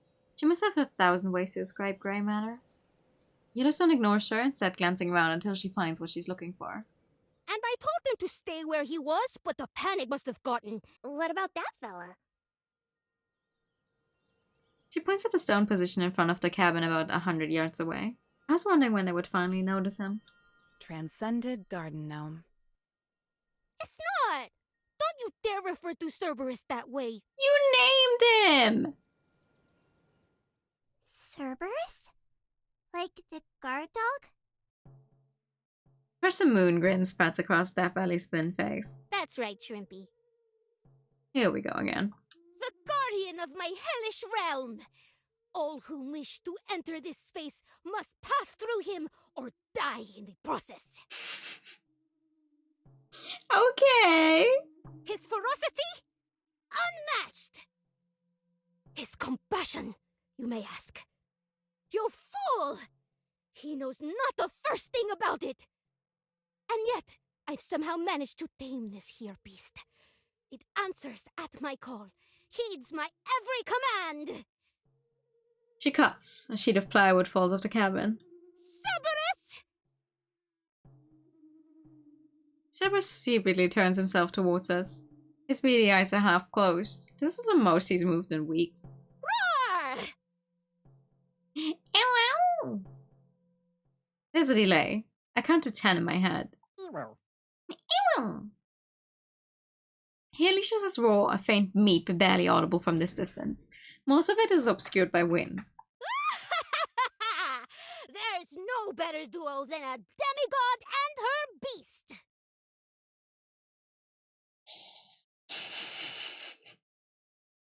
To be fair, if I had a rock that could say evil, I would also.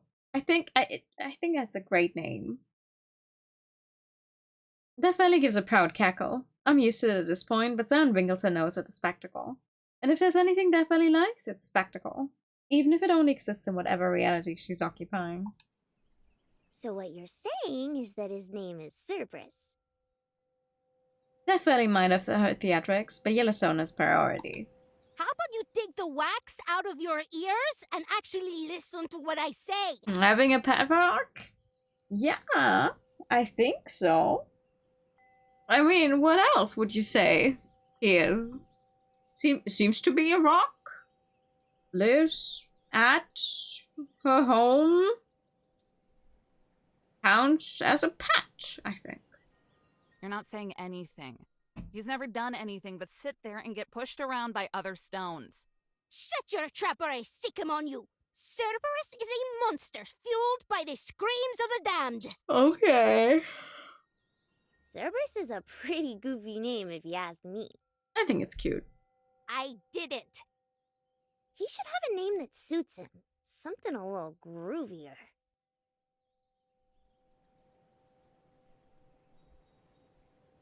Yeah, I think there's also this, like, Death Valley is definitely drawn by someone else, I think. Like, the eyes are all different from everyone else already. Like, it definitely still works, but like, there has to be someone else. She was drawn far later than everyone else. Yeah.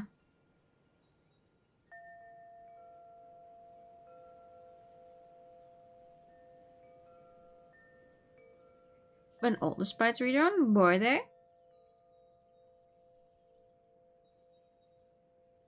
The inside of Yellowstone's head glows red with inspiration. That's the first. By gum, I've got it! The outfits are new. Yeah, but like, you know, the way the eyes are drawn is... I feel like the way eyes are drawn is always a good way to tell. Because it's very different style of eye. The shape is already very different, and also how the highlights are done and everything.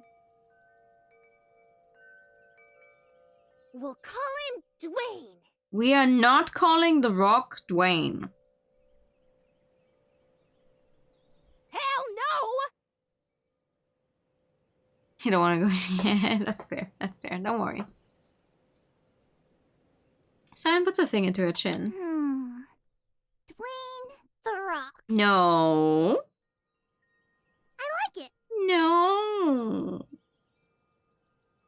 Death Valley's rage spasms through her muscles. How dare you! Calling the rock. No.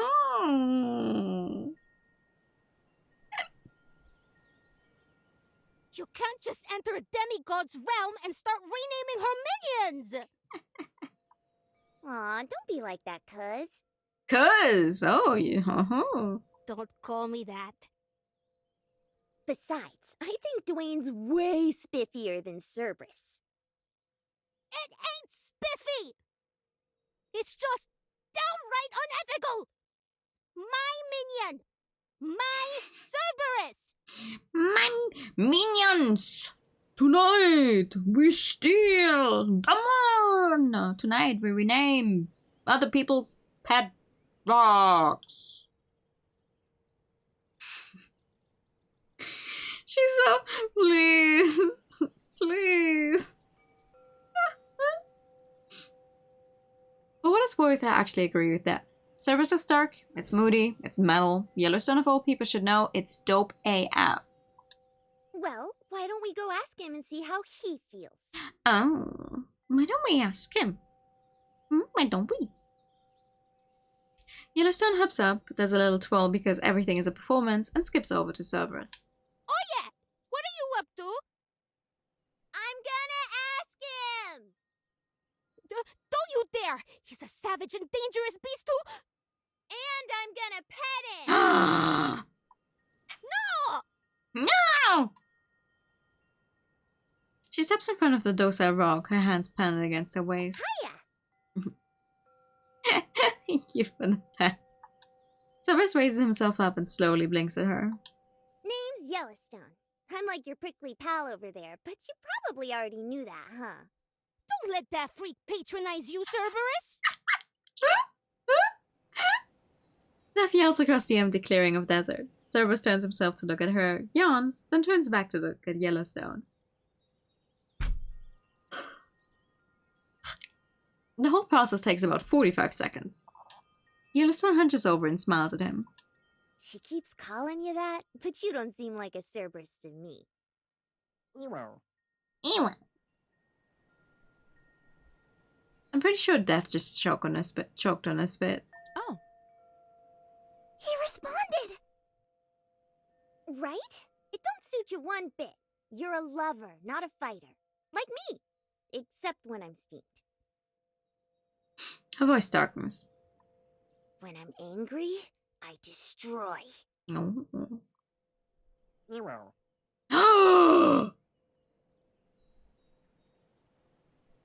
She pats him on the head. I think it's his head. Say, you're a pretty good listener. Would you mind if I start calling you Dwayne? Oh, he's a big fan. Okay, I guess we're calling the rock Dwayne. Cerberus, the sleepy stone with moss growing on him, gives a delighted chirp. Resembling more of a spring than a petrified rock, he bounces up and down. Each time he hits the ground, a cloud of dirt puffs up beneath him. Goodbye, Cerberus. I hardly knew you. Yo! He says he's chill with being Dwayne now. Are you for fuck? Quit acting like you can understand him! He's clearly a bigger fan. You don't need to know what they're saying to understand someone. Sometimes you just feel it. Sam floats away to join Yellowstone and bestowing many pats and praises upon Dwayne. Dwayne, I just want to let you know, I would die for you. I would keel over and kick the bucket 1,000,000 times. Oh my god. Goodness, Yellowstone. You mustn't say things like that. It's too sad. I would kill for Dwayne. Okay. Jeez, Lizzie. Can you believe these two? Making friends with a literal rock. Dev twists her head around and gazes down upon me. Veins press against her forehead. Her mouth purses into a grimace that digs so deep into her cheekbones that I wouldn't be surprised if the imprint remained there for centuries. What? She kicks sand in my face. They are, apparently, yeah. Love that for her. Wait! Time out! I guess. I exhale. I gasp. I exhale. I gasp. I hold a breath in. It numbs the sting in my lungs, but once again, I'm forced to exhale. Physical exertion is awful. Dispersion of energy is truly the fatal flaw of all life. And if I'm real and I'm here and I'm in pain, and the unfortunate conclusion to all of this is that I too am flawed. Yet, despite my internal admission of imperfection, a bitter lesson that I have been repeatedly forced to learn, and my external pleas for mercy, these dreadful rock golems continue to pursue me. Leave me alone!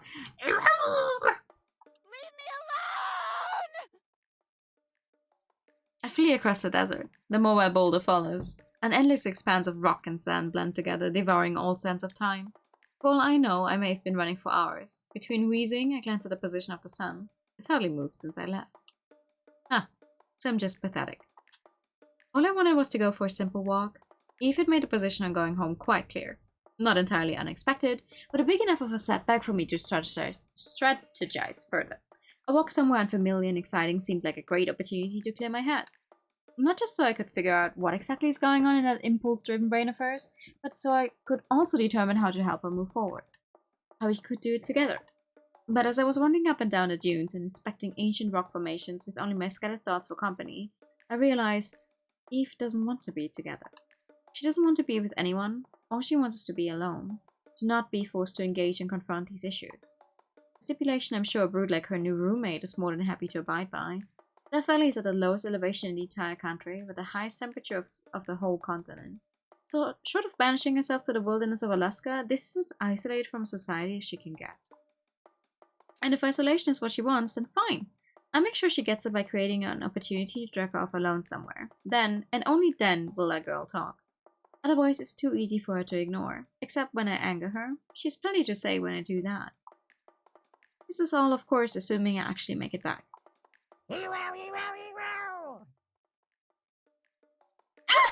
The rock takes 3 leaps and cuts the distance between us in half. You can do that?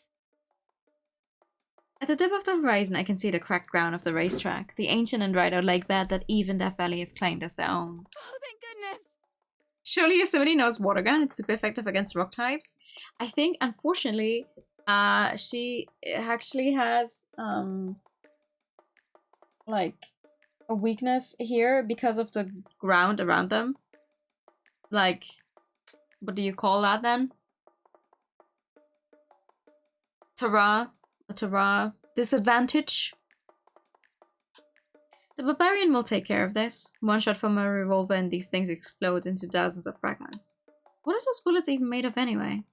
I propel my fragile body forward until the cabin and 4 familiar blips appear in the distance.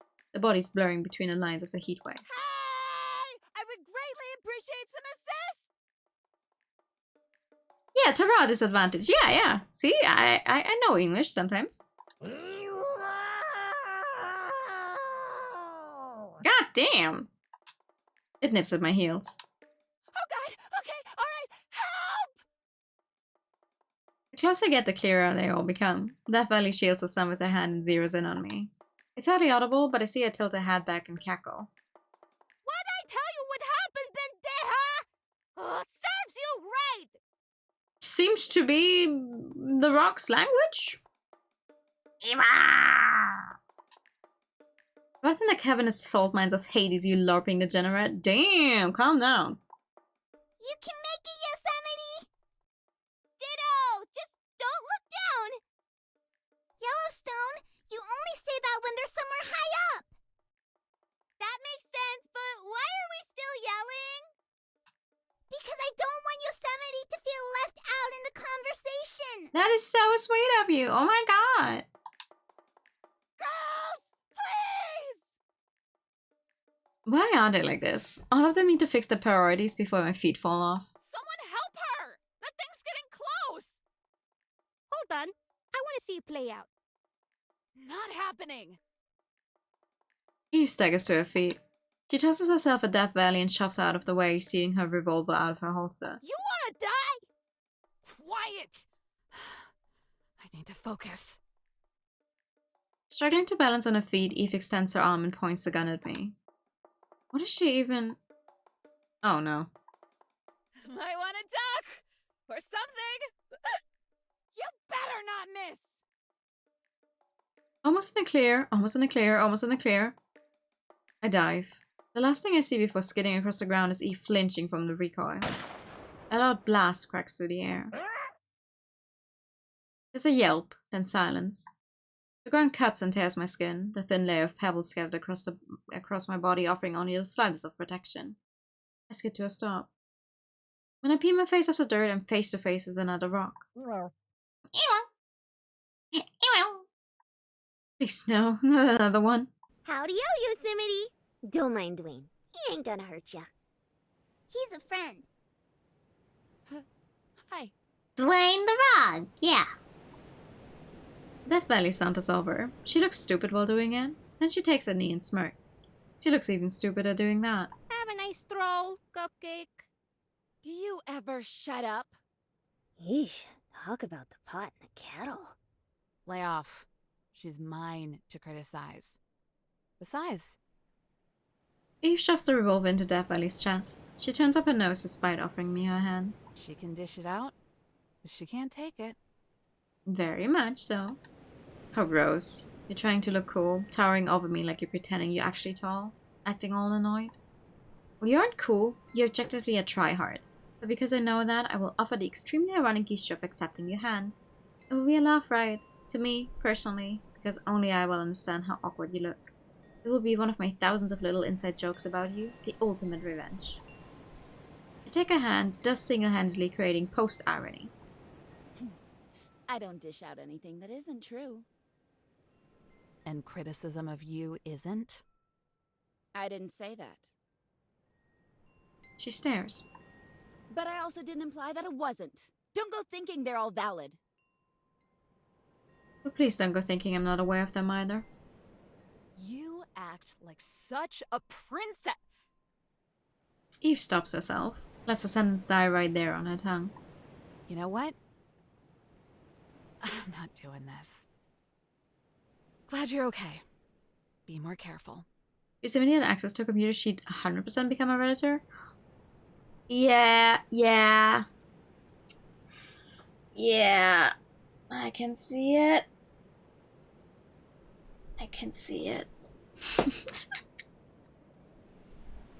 Did she just fold? She doesn't fold. She wouldn't dare. Excuse me. What exactly do you mean by this? What we were just doing. What we always do. Don't need it. Doesn't need it. I don't want to hear that. The time we spent together was never damaging, was it? Was that part of why she left? I thought it was helpful. I thought it was us helping each other. Hey, Death. I'm going into town. Have it ready by the time I'm back. Maybe I won't. Maybe you don't tell me what to do. Thanks.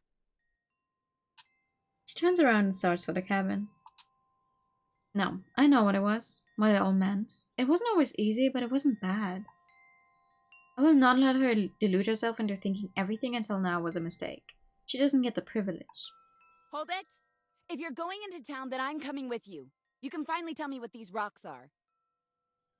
Eve glances over her shoulder and scoffs. Without saying another word, she walks away. Stubborn to her core. If that's all you want to know, I can teach you.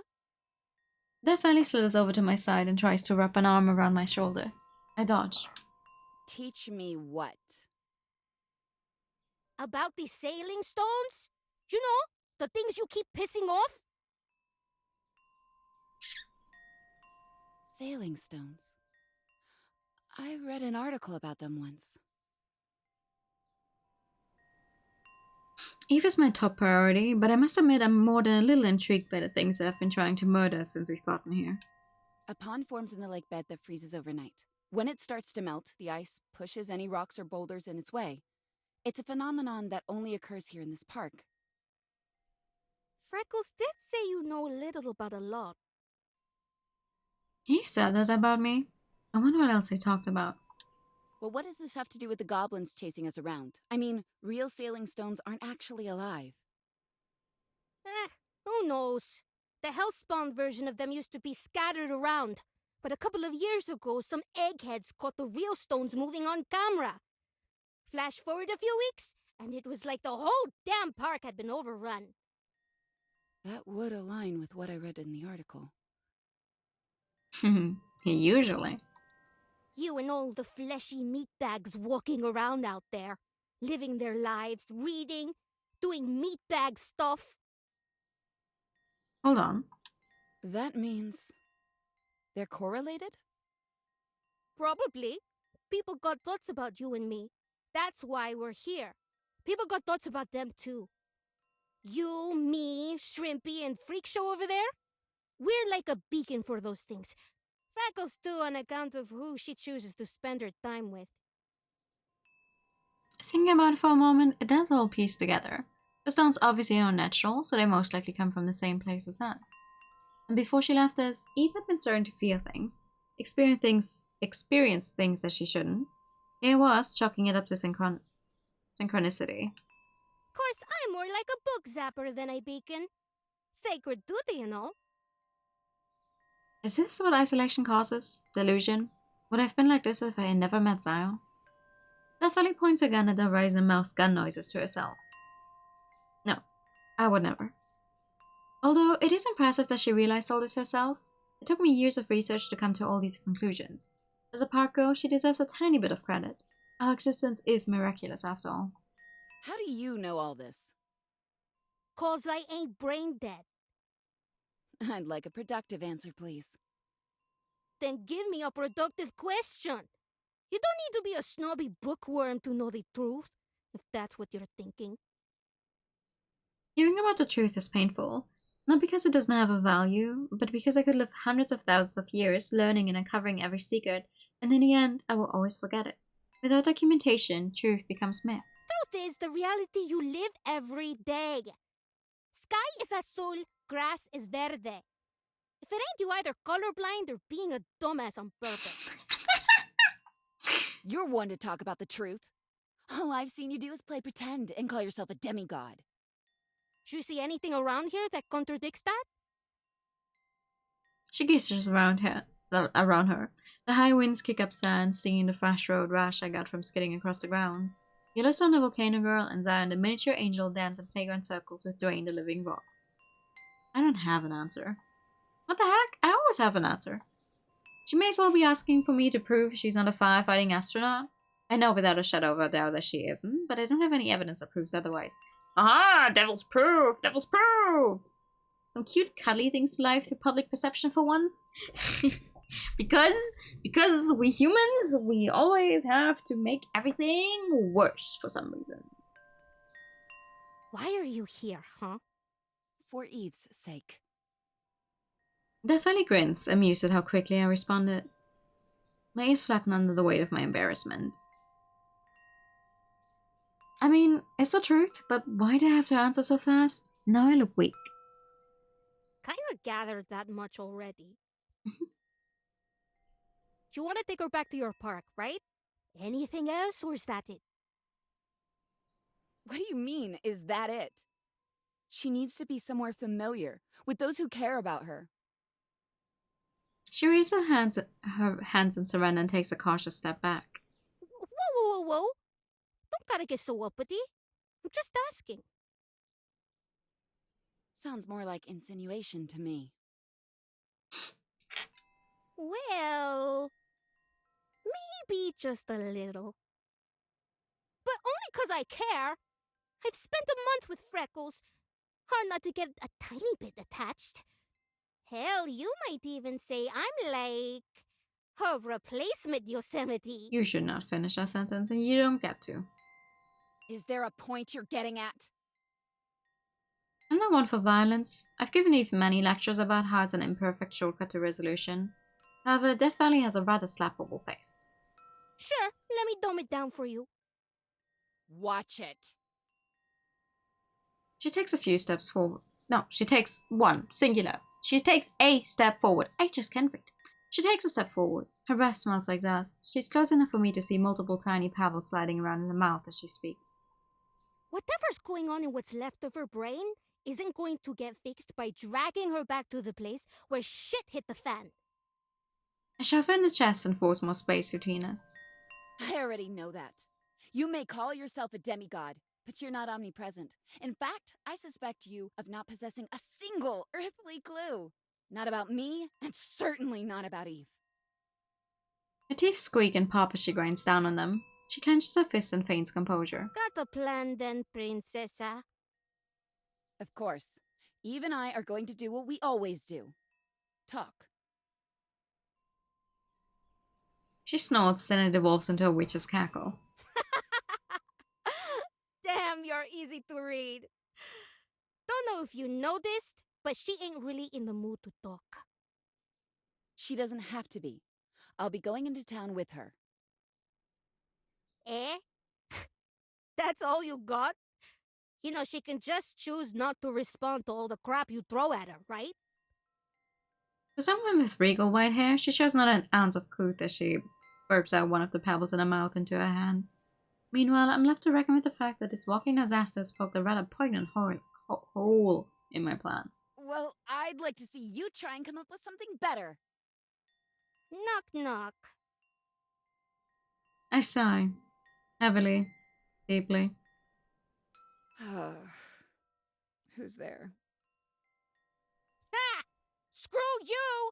I already did, you dumb bastard! You know what? Death Valley could fit very well into Ace Attorney.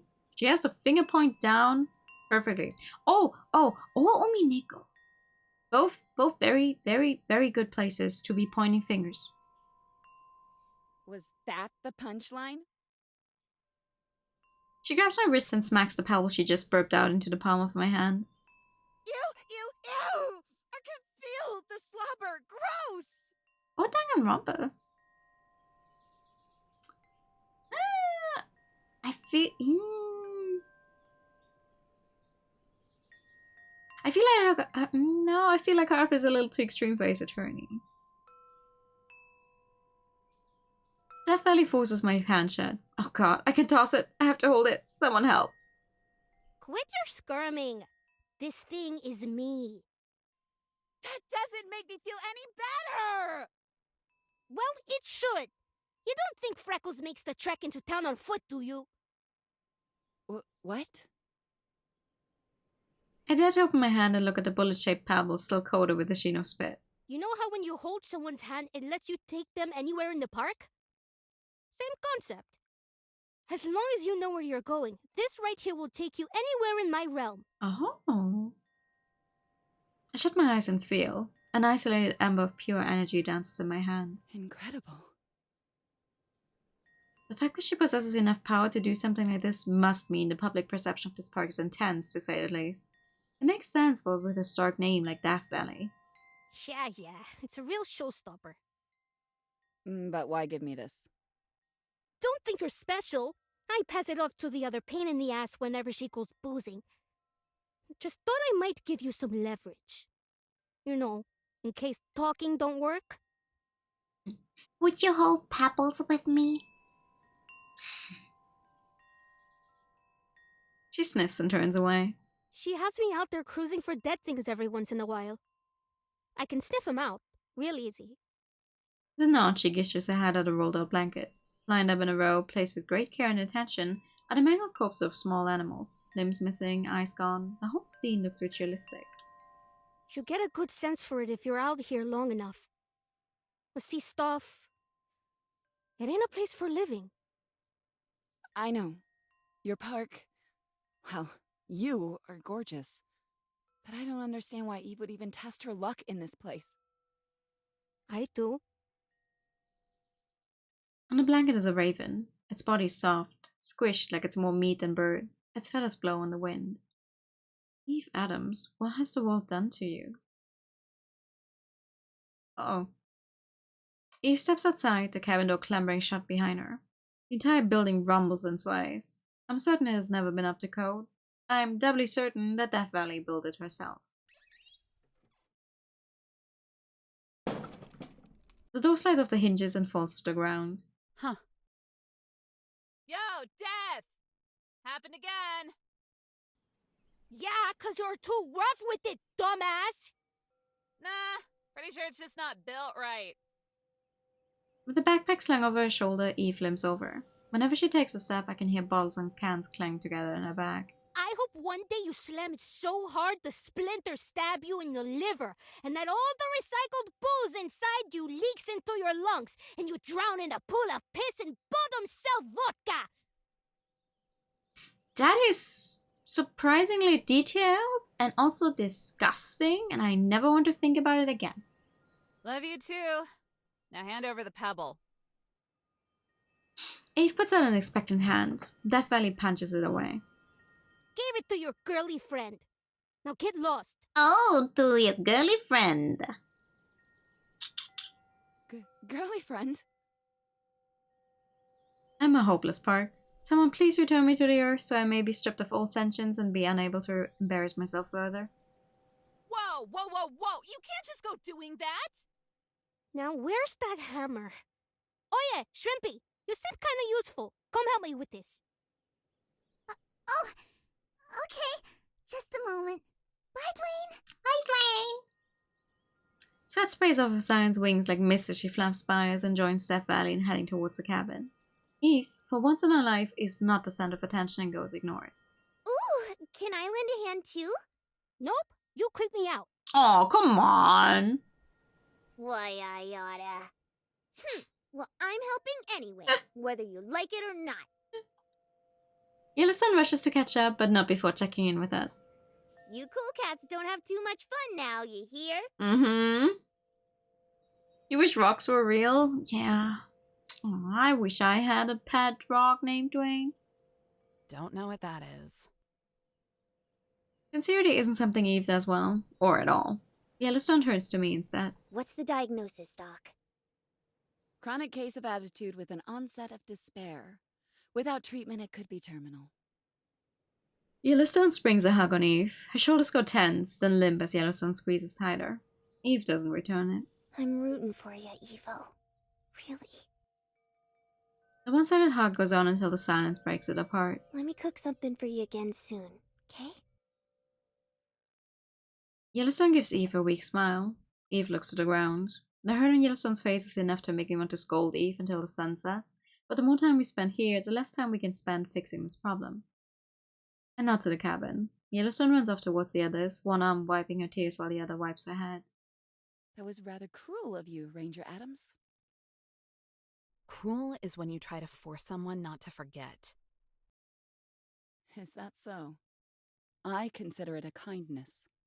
Whatever you're doing isn't gonna work. I offer her my hand, though it's not a choice. Then we better hurry up and fail, wouldn't you say?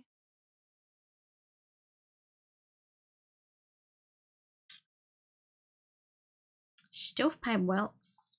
That was the name Eve gave me, and that was the name I thought of as I clutched her calloused hand and squeezed the pebble in my pocket.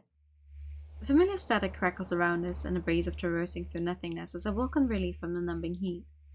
But relief is fleeting and suffering is forever, because as soon as I'm used to being wrapped in the arms of my origin, we're sucked back to reality. My feet land on solid concrete, hot enough to feel through the soles of my shoes. Eve can stick the landing and stumbles. I hoist her up before she can fall on her face, as entertaining as that would be. Also, thank you for the hire time and the pets. A general store in the middle of nowhere. Yay! And thank you for the posture check. Oh, that was satisfying. Fruit is, in fact, very good. She yanks herself away from me. I try not to dwell on it. The time for reconciliation will surely come. This is it? Mm-hmm. She limply gestures around us. Across the parking lot is a building painted a weathered and faded green. The wooden sign over the entrance reads General Store and kitschy old West font. The barrels and dilapidated carriages decorating the gravel aren't any more tasteful either. Me, always. I love uncooked pasta. 2 gas pumps are shaded by a portico. One is out of order. On the other side of the street is a motel that I'm certain has hourly rates. It's close, and they'll recycle my bottles for me. Anywhere else would be a waste of time. You have a magnesium deficiency? I don't. I do. I think. As that explains everything, it does not. She exits the conversation and starts for the entrance. What's the point, though? I catch up and march behind her. Have her manners completely evaporated in this last month? The point is the same reason anyone goes to a gas station. To refuel. She wiggles her backpack. The bottles inside rattle. Cute, very cute. But still not the response I'm looking for. Come on, give me something to play off of.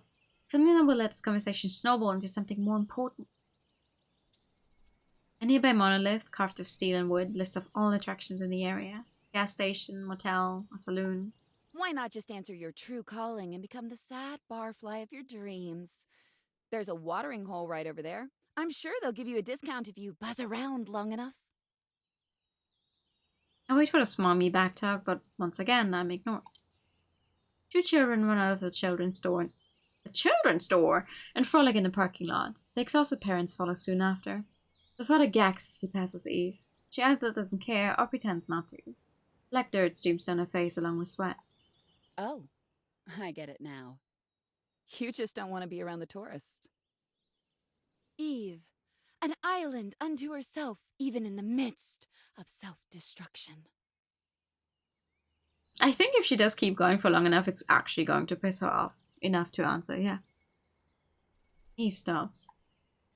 She scratches her head and stares down. Dandruff flakes off her scalp. Tourists are fine. Oh! They're living their lives and want to see interesting places while they still have the chance. Nothing wrong with that. Oh. I just don't want to spend the time I have left getting sloshed with them. That's all. That was not the answer I expected.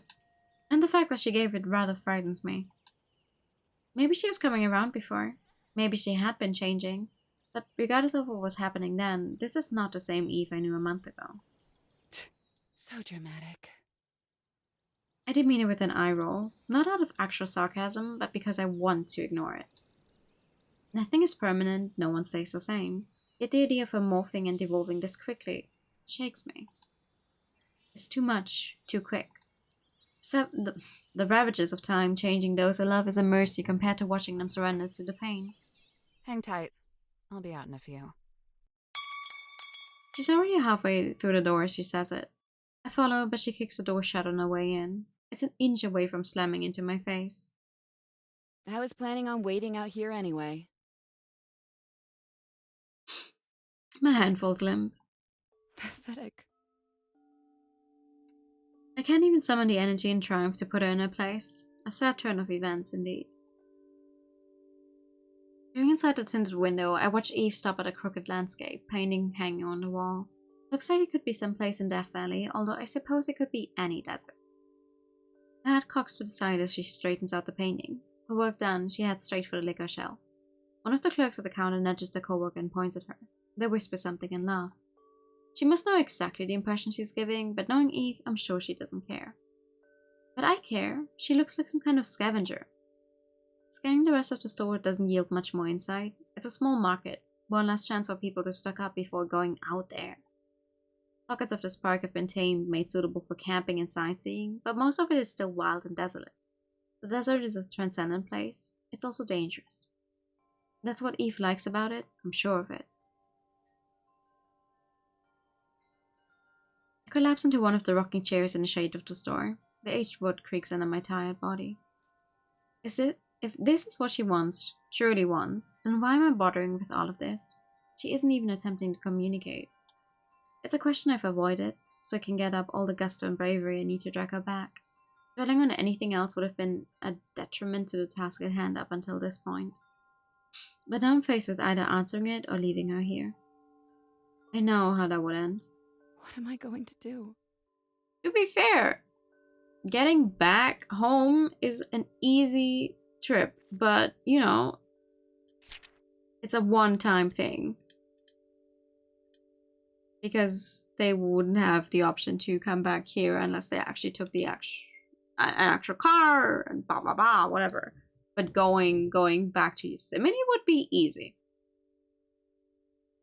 So thank you.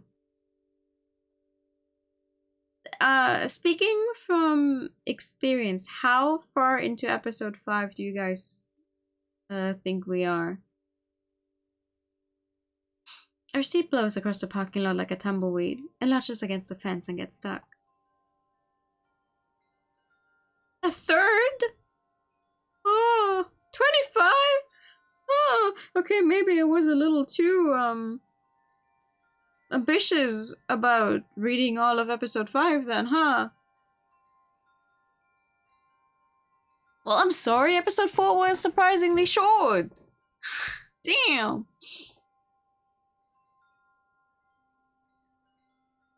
To be fair, you didn't have to read out everything that is not voiced yourself and stumble over your own tongue the entire time. So yeah, it would take you less time. If I was reading this game by myself, on my own, it would also take me less time. But here I am! You know? I reached into my pocket. The pebble Death Valley gave me scrapes against my knuckles, but I ignored and slipped out a sheet of paper. The words at the top of the page became visible as I unfolded. Tell us how we're doing. I smirk as I read the fine cursive squeezed into the limited space. A performance evaluation of Eve from a visitor at my park. The supervisor dropped a stack of them off for her to read a while back. Now that I think about it, she probably didn't get a chance to read this one because I claimed it so quickly. Ever since, I've been carrying it with me wherever I go. In my darkest moments, when I was despairing about what will ultimately become of me, how one day the personality I am now will wither and mold, it was this sheet of paper that made me realize the truth. I have Eve to thank for that. For many things. So maybe that's why I'm here, but because I'm indebted to do the same thing she did for me.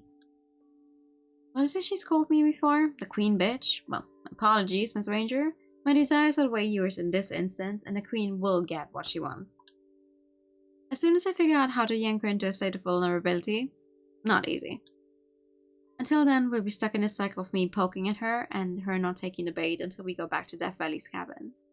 I can't let that happen. She feels too safe there. I fold the paper and slide it back in my pocket. The pebble falls out and lands on the concrete. Just perfect. Uh-oh. Bending out of the chair, I squat down and search for it. The ground is covered in a layer of sand and gravel blown in from the desert. I reach for what I assume is the pebble, then stop. Another pebble, maybe the real pebble, rests a few inches away. Same general shape, same general size, same general color. Oh no! Also, yes, absolutely. I meant that for real. I love reading a work in progress stuff. Yeah, always. Huh. Uh-oh.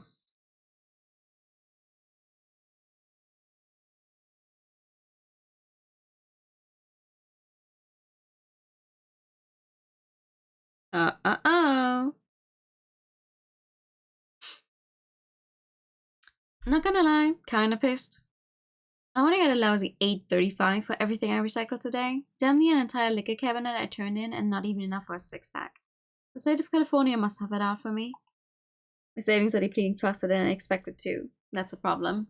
I'm already waking up in the middle of the night with the shakes if I go to bed without a little something. It'll be a lot worse if I don't have any cash. To get angry over things outside of my control never got me anywhere.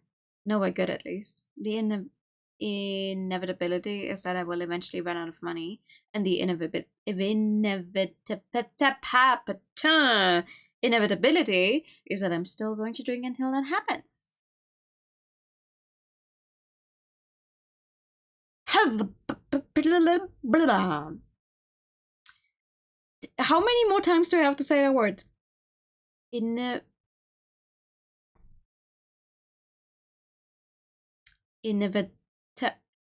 Fuck. 3 times is one too many. Now I don't know how to say it anymore. I know. I mean, I know. Inevitability follows us all like a ghost. If you can't stop it, then you may as well acknowledge the powerful force that it is.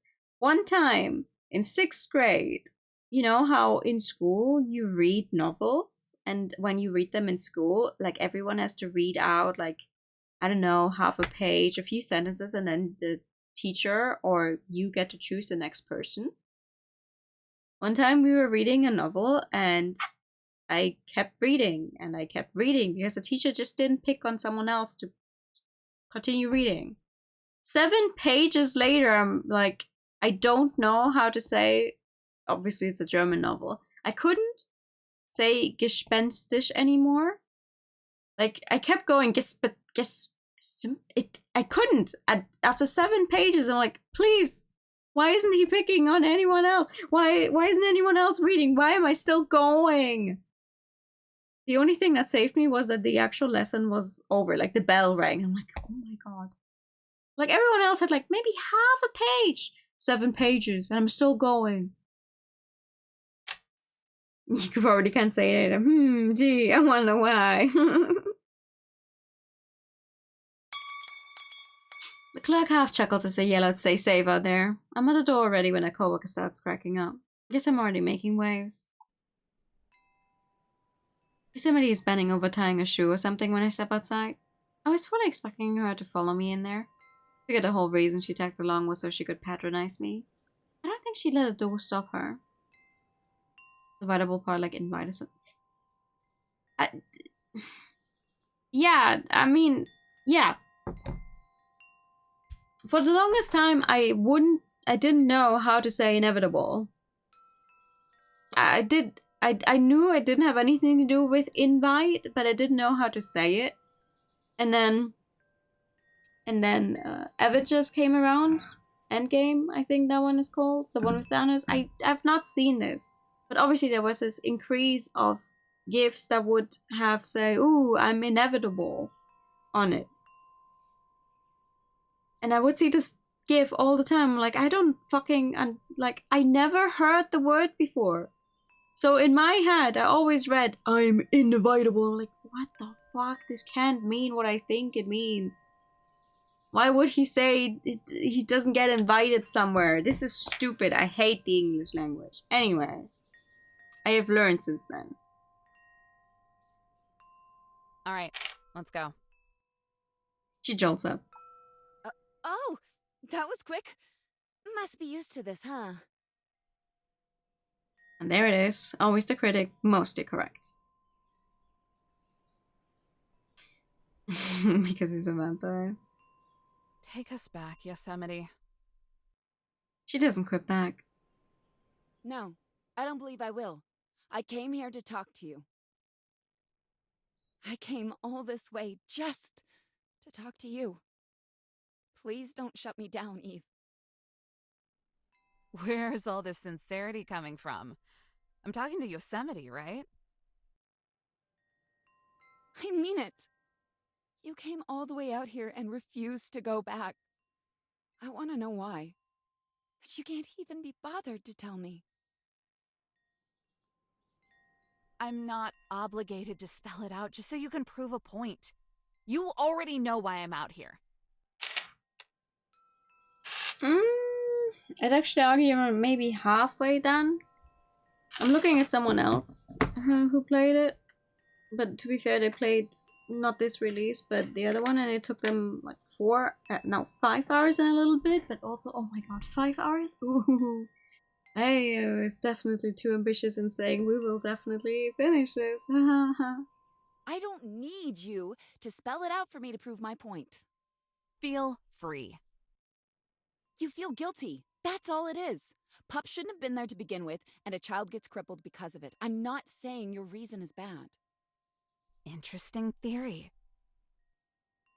But your response, rather extreme, I would say.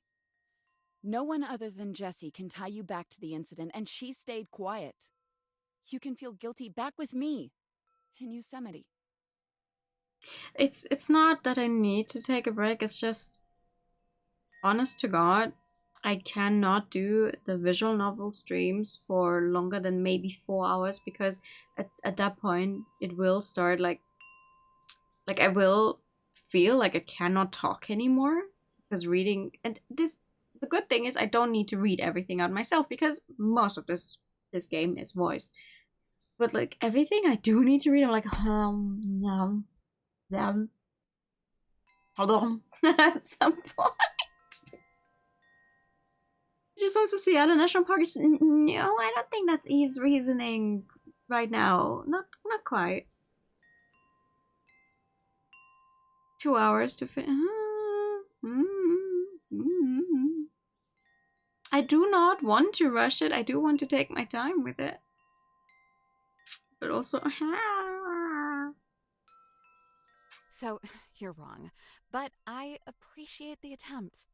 We done now? Not until you come back. See, when you started staging this little intervention, you should have considered that maybe, just maybe, this was a choice I made. And that I don't go through life acting only on hysterics and impulse. Hard to believe, I know. What? This isn't an intervention. We didn't even know what you were doing down here before last night. We just wanted to see you. Convince you to come back. If we were lucky. I missed you. Oh. And I hope I didn't contribute to you leaving. She says all of this without looking at me, trying to hide her earnest blush. I know she's being honest. Yosemite has too much pride to grovel and lie. This is coming from someplace real. Someplace I don't think we would have ever showed. Someplace I don't think would have ever showed me if we hadn't gone through everything we had together. I assume that's missing a she. It makes me happy to know that she cares, that they all do.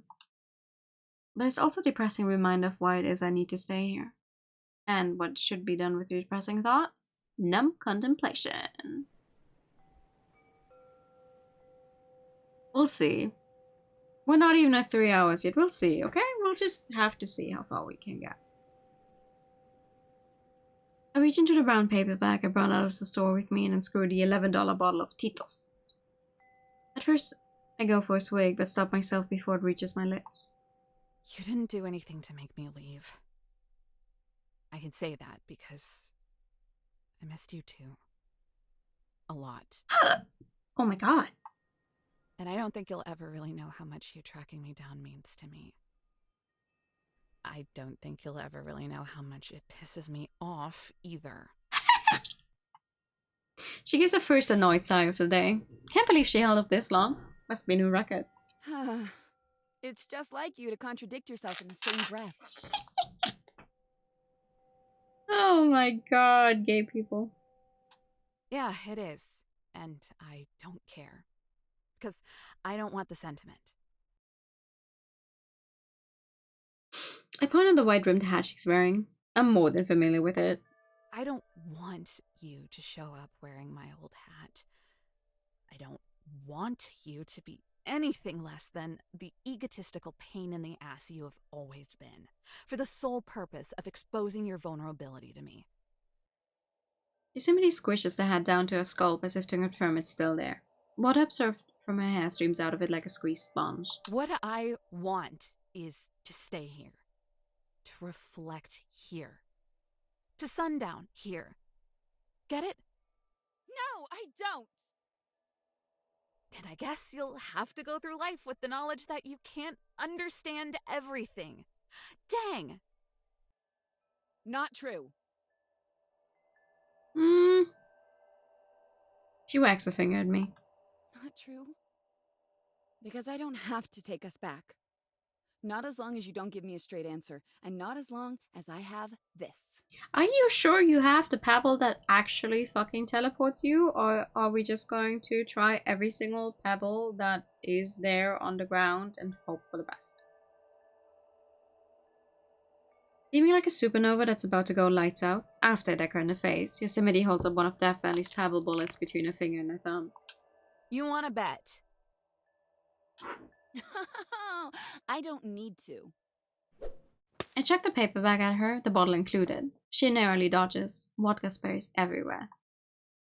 My mouth gapes open in offended defiance. You meant for that to hit me! Usually when you throw stuff at people, you do mean for it to hit them, yes. Okay. I charge at her. She's not going to let it be easy, so I may as well resort to escalation. Get this out of the way. Hey! Let's be reasonable here! I slap one hand on her shoulder and grip it. Good for leverage. She yelps, more in shock than in pain. I stick my foot between her legs to throw her off balance.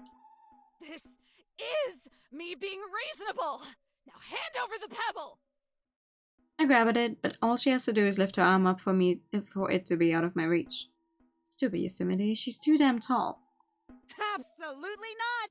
You can't seriously be serious. Clean Eve's hairstyles, and I had to do Yosemite could wash her hair without a shower. Technically? As serious as you are redundant!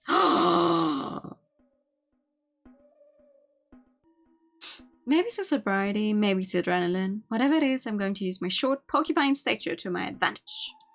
Stature. I headbutt her in the chest. Ugh. Ow. She hunches over. Now's my chance.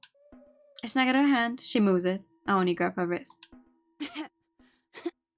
I always knew your head was soft. Oh, come on. Give it! Screaming my hand up her palm, my wrestler fingers open. Pinky. Do you know how stupid this looks? A ring finger. We're wrestling in a parking lot like a couple of crackheads! A middle finger. Are you joking? You already look like one. I was about to say the same thing. The index finger. She stashes the pebble on her thumb. Mind your own business, goddammit! Static envelops around us. It crackles through my hair. Then, thick darkness. A rush of wind pushes up from beneath us. The darkness falls away. Around us, the world blinks into existence. My grip on Yosemite goes limp and I look around. Mountains are in the distance. Instead of concrete, we're standing on shrubs and dirt. No buildings, no gas pumps, no people. This isn't stovepipe wells. Yosemite breaks away from me. Why did she... No! Don't! I reach her stop as soon as I realize what she's doing. Yosemite tosses the pebble into her mouth. She swallows. My hands catch my falling hand as I begin to process her stunt. She couldn't. She wouldn't. She did. My mouth opens in a tiny scream. She gives an embarrassed glance, an awkward laugh. Why don't we just call this a draw?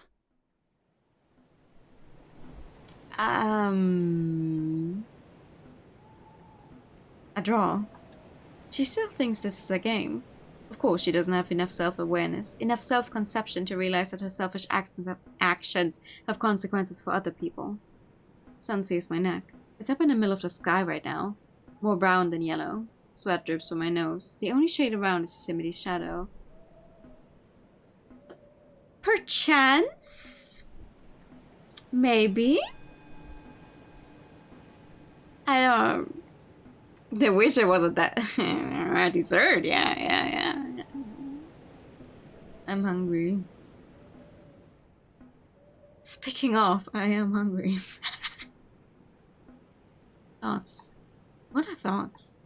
Imagery, words. I've heard it's different for everyone. Wonder what it's like. To have thoughts instead of blind rage coursing through the very essence of your soul. Hidden all 7 chakras of your being. She finally did it. She finally killed me. You crazy bitch! Do you have any idea what you just did? Yes, She doesn't. Not a clue. but I would like to hear you say it for the satisfaction. Do you think she ate the actual one, or do you think she ate one of the, other ones she had to sift through earlier to find it? So she could get them out of there if she still wanted to. Mind gone. Time to scream. We'll think again one day. Yeah!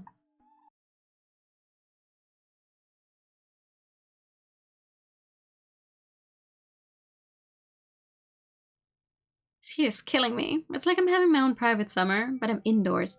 And I don't even remember what month it is anymore because of the stinking temperature. Not to mention a weird noise.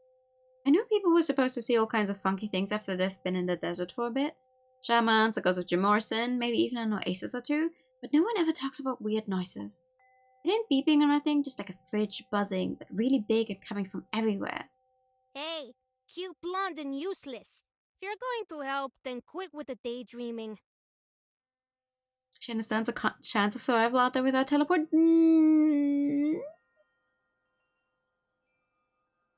Really? Because worst case, she could teleport back home. Unsure how she would reach Yellowstone and Zion, though. Huh? Sorry about that. Could have sworn I heard something. It was probably just Dwayne. He makes noises. Ew. Love Dwayne. Love Dwayne. You too, have fun. Yeah, real cute girls. Don't care who it is, but somebody better get me that nail. And his name is Cerberus, not Dwayne. Sorry, Miss Valley. Here it is. Uh-huh. Sam passes Val with the nail. She doesn't waste any time driving a sucker as hard as she can into flimsy wood. Say, if cute little rocks are always causing such a ruckus, why don't you just go somewhere safer? Park's named Death Valley, not pain in the ass Stone City. Fair point. My place first. Do you remember when they showed up? Val scrunches her face, giving it a think. Probably after me. Don't really care. Been raising hell for as long as I can remember. If they're so stubborn, how come you don't build something sturdier? Out of what materials? You see any good building material out here? I'm picking up what you're putting down, but these old boards are so busted, they barely even look like boards anymore. That's a good point.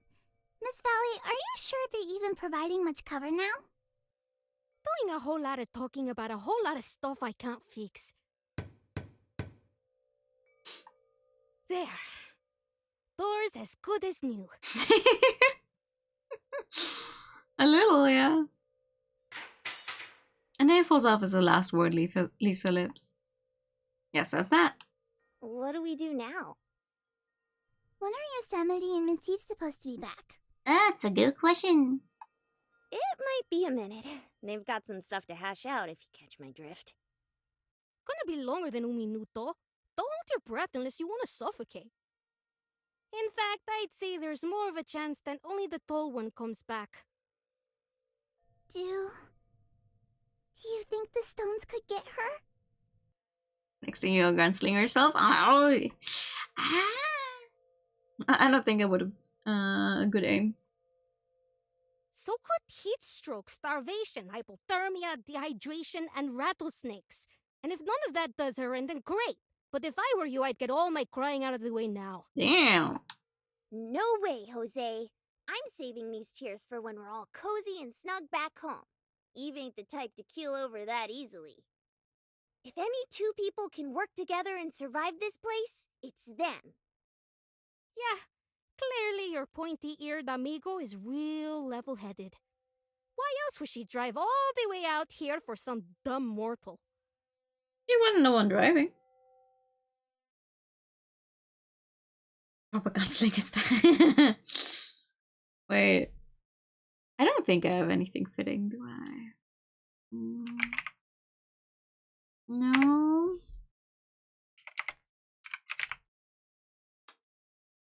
Ugh. I don't have any fitting hats ever. And I always forget to try and see if I can find any more.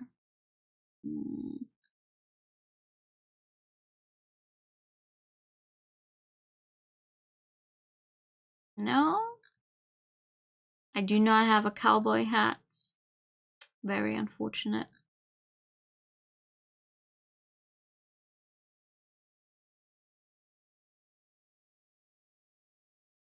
That really is unfortunate. Would have been funny. A construction helmet. And a nightcap.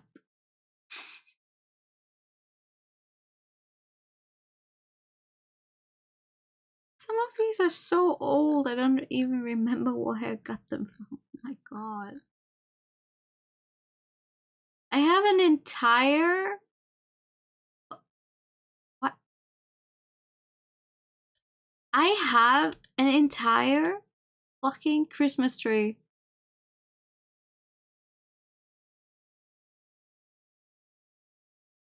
Except this specific Christmas tree doesn't...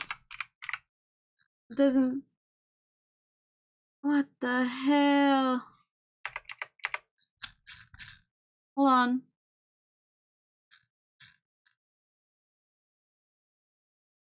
Wait.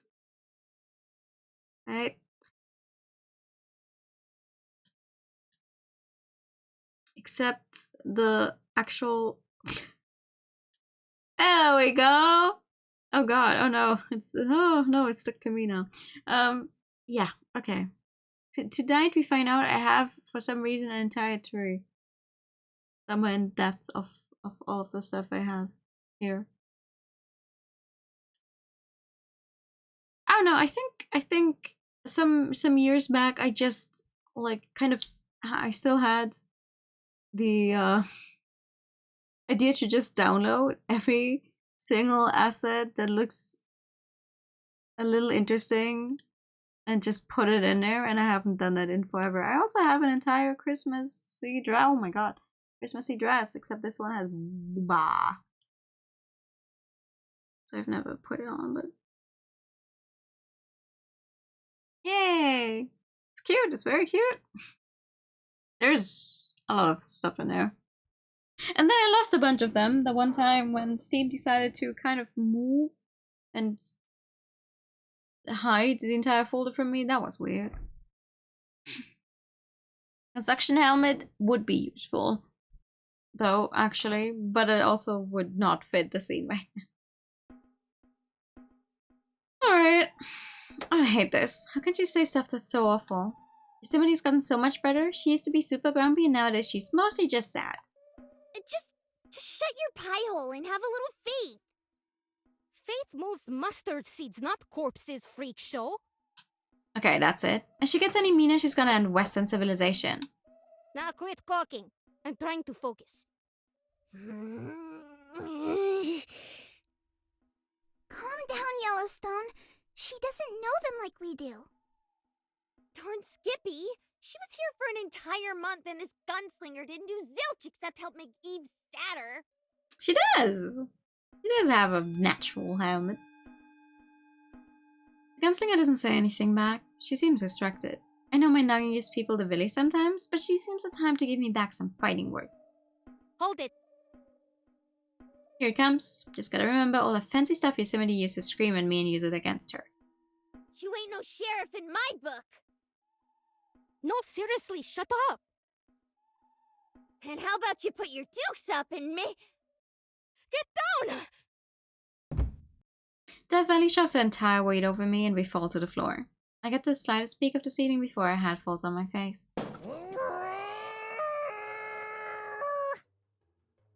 Uh-oh. Yellowstone, are you okay? Big rock! A big rock! I turn my head and see one of the little rock fellas gabbing at me. Well, takes a revolver and blasts the little guy 2 ways to Tuesday. Rotten hell! I just fixed that window yesterday! Oh, stupid rock! Holy smokes. I didn't even see it coming. Leave rock jenkins! Golly, you really saved my skin. Yeah, you don't say! Damn it. Now I've got to get more boards and fix it. Never heard them this pissed before.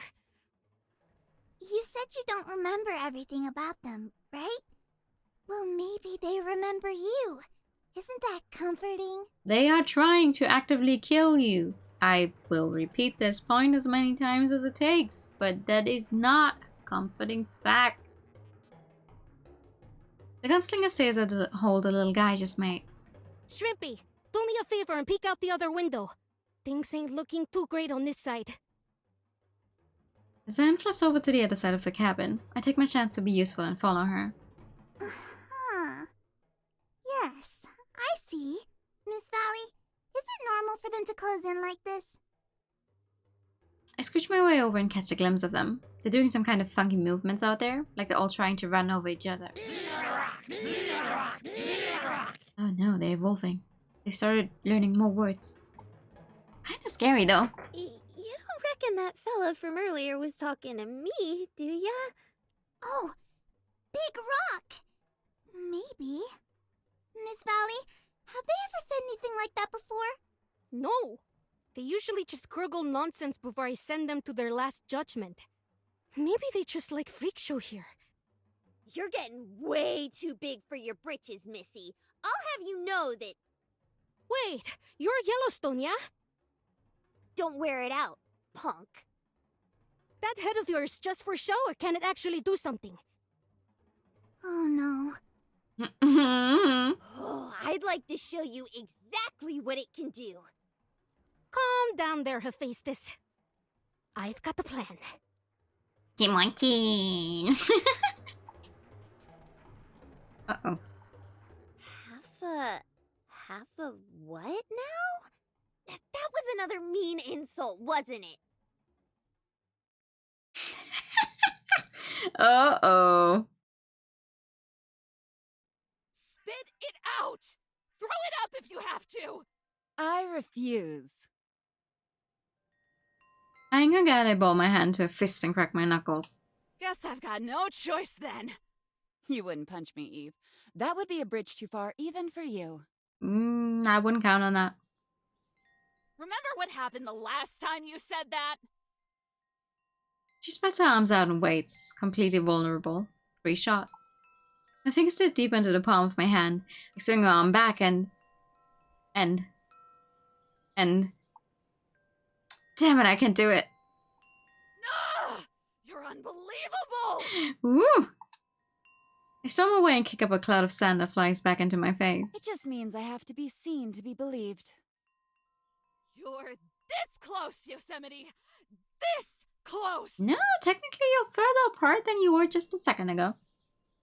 Until what, exactly? Until you stop this tantrum and come home with me?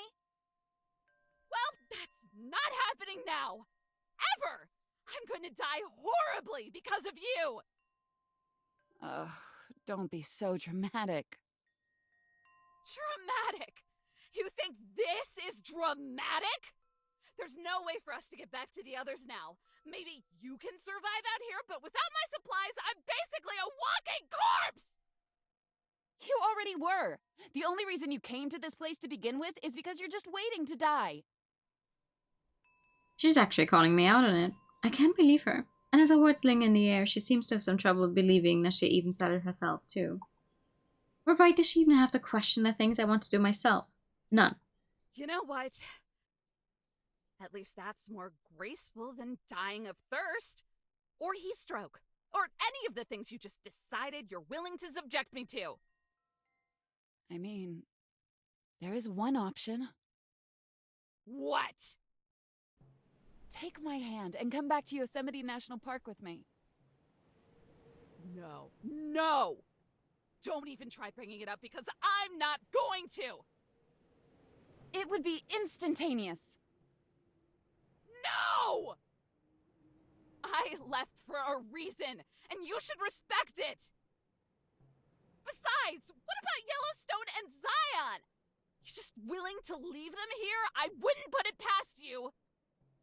They could always teleport back to the cabin. Although, they wouldn't know what happened to us unless we told them. Yeah, exactly. I didn't think of that. Yosemite frowns to herself as she realizes her brilliant plan has a few holes in it, and she just fell through one of them. Congratulations! You've stranded us both. I stumble out to space occupied by a few less drops than others. There's still a few scattered around though, and I feel them snack against my skin as I plop on top of them back first. The sky is divided in two. One half of the sky is a dusty brown, while the other is a sterile blue. I saw a rainbow today, actually. I even took pictures of it. What are you doing? What's it look like? I'm waiting. God! What else is there to do? Test our luck and try to find help? About 20 years ago, there was this family of German tourists that went missing out here. Car got stuck in a ditch and they went to look for help. The remains weren't found until 13 years later. Bleak stuff. I have a question. Oh, I thought you only had answers. Shocking. Death Valley. Does she have a portrait like Zion, Yellowstone, and I? Like the ones hanging up in the cabin back home? Yeah, it's hanging up at the gas station at Stovepipe Wells for safekeeping. Why do you care?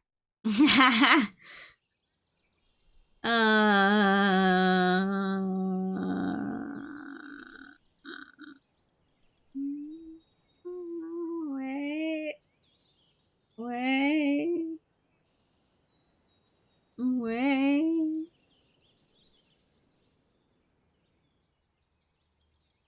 Wait.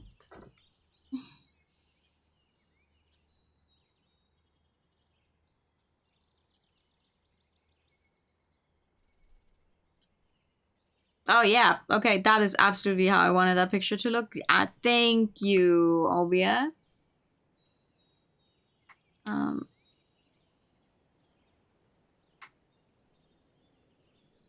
Rainbow I saw today. Yay!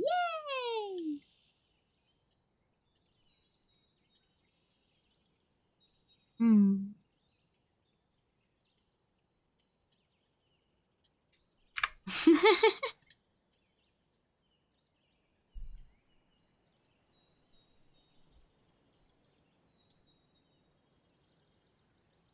No, earlier.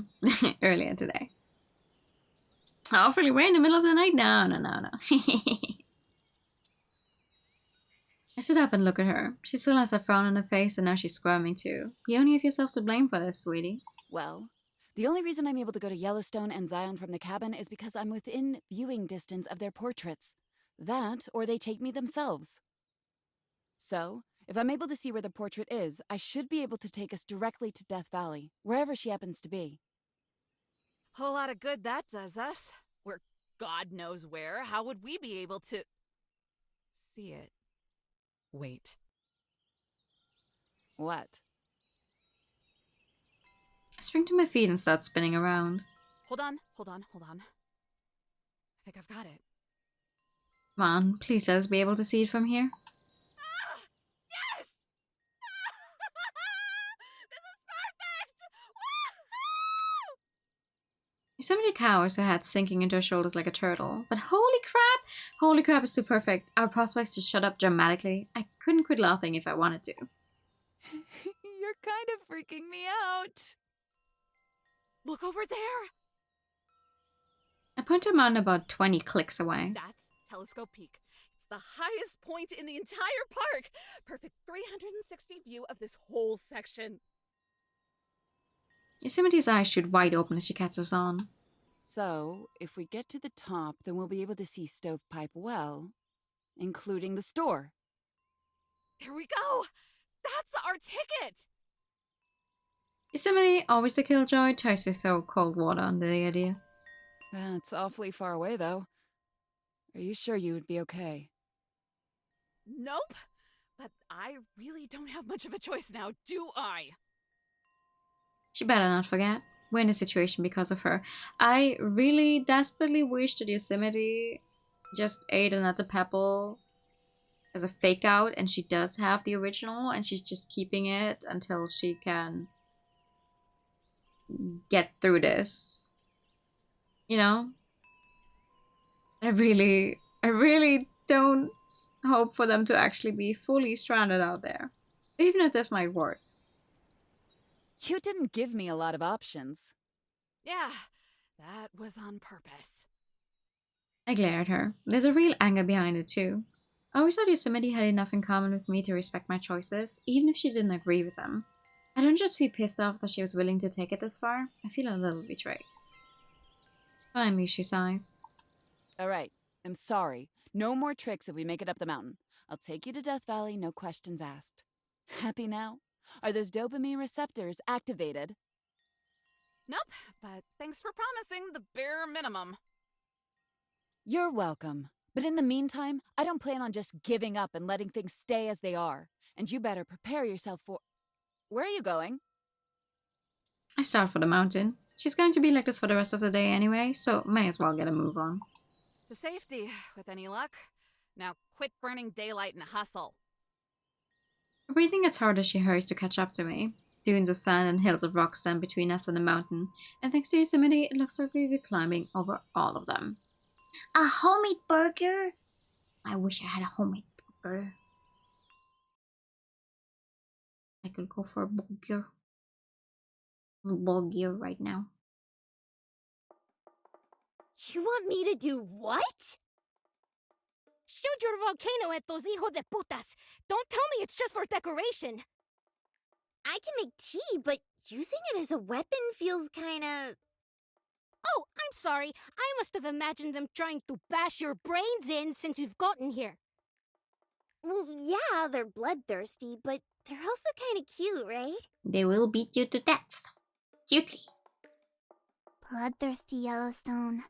Bloodthirsty. Cutely. Glad one of you has some sense. Looky here, I need to be mad to do it in the first place. I can bring myself to a boil just fine, but someone has to make me real peeved to get a full-on lava shower. Yeah, I think she's standing right across from you. And what does that? I don't know, usually not feeling respected and stuff. Well, I don't respect you. Does that help? Oh, she makes me so mad. Little bit, yeah. But even Yosemite are way better at it. Why would you ever let a mortal talk down to you? I don't know, that's just what everyone does. Including you, I might add. Good. Means I'm doing something right. Making me angry is doing something right. Does not. Is that how little my feelings matter here? Does too. And you know what, you little freak? I want you to channel that. I'm asking very nicely for you to not call me that. Oh, come on. That's what you are. A little sideshow weirdo. Miss Valley, I really don't think this is... Put it to good use, clown girl. Show me you ain't entirely useless and can direct that energy. Uh-oh. Why is she like this? Why does she have to be so mean? I can feel my eyes getting all misty. My head getting all hot. There's fire burning up inside of me and rising. Uh-oh. She's gonna flip her lid! Perfect! Now, just make sure to do it out there! The gunslinger kicks me in my keister.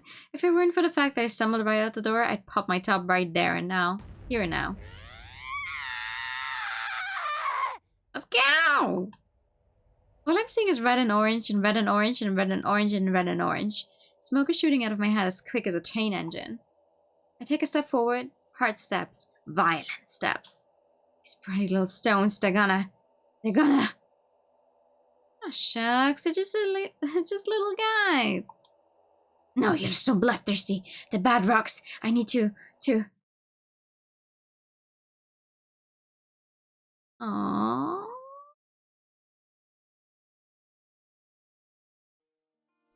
I can't. Huh? Why'd you stop? Get out there and kill!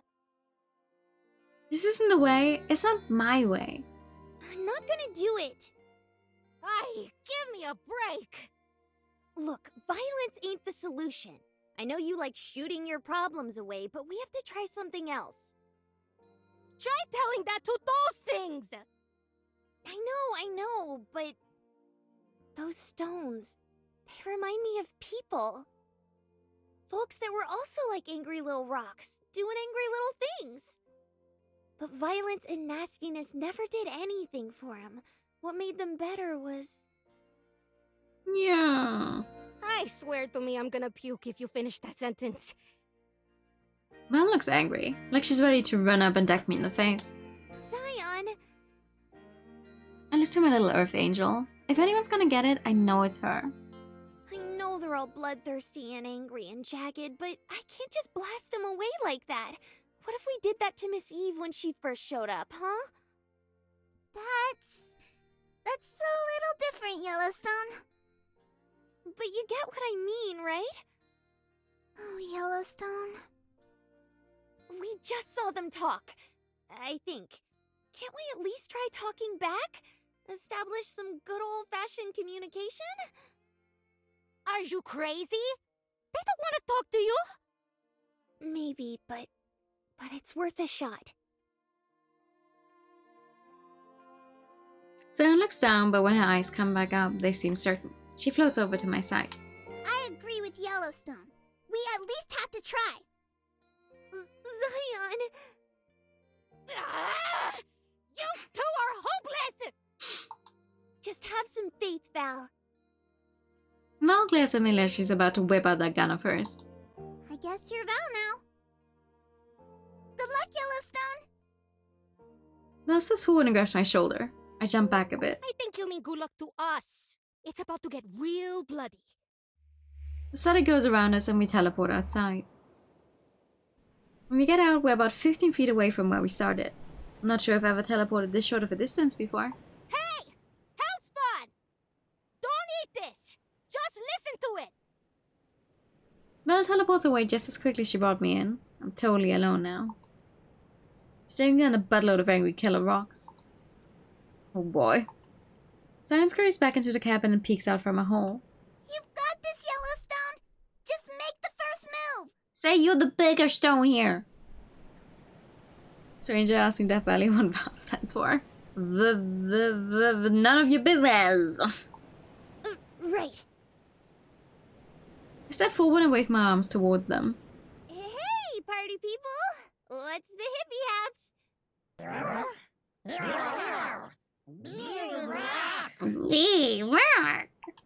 Yeah, that's right! It's me, Big Rock!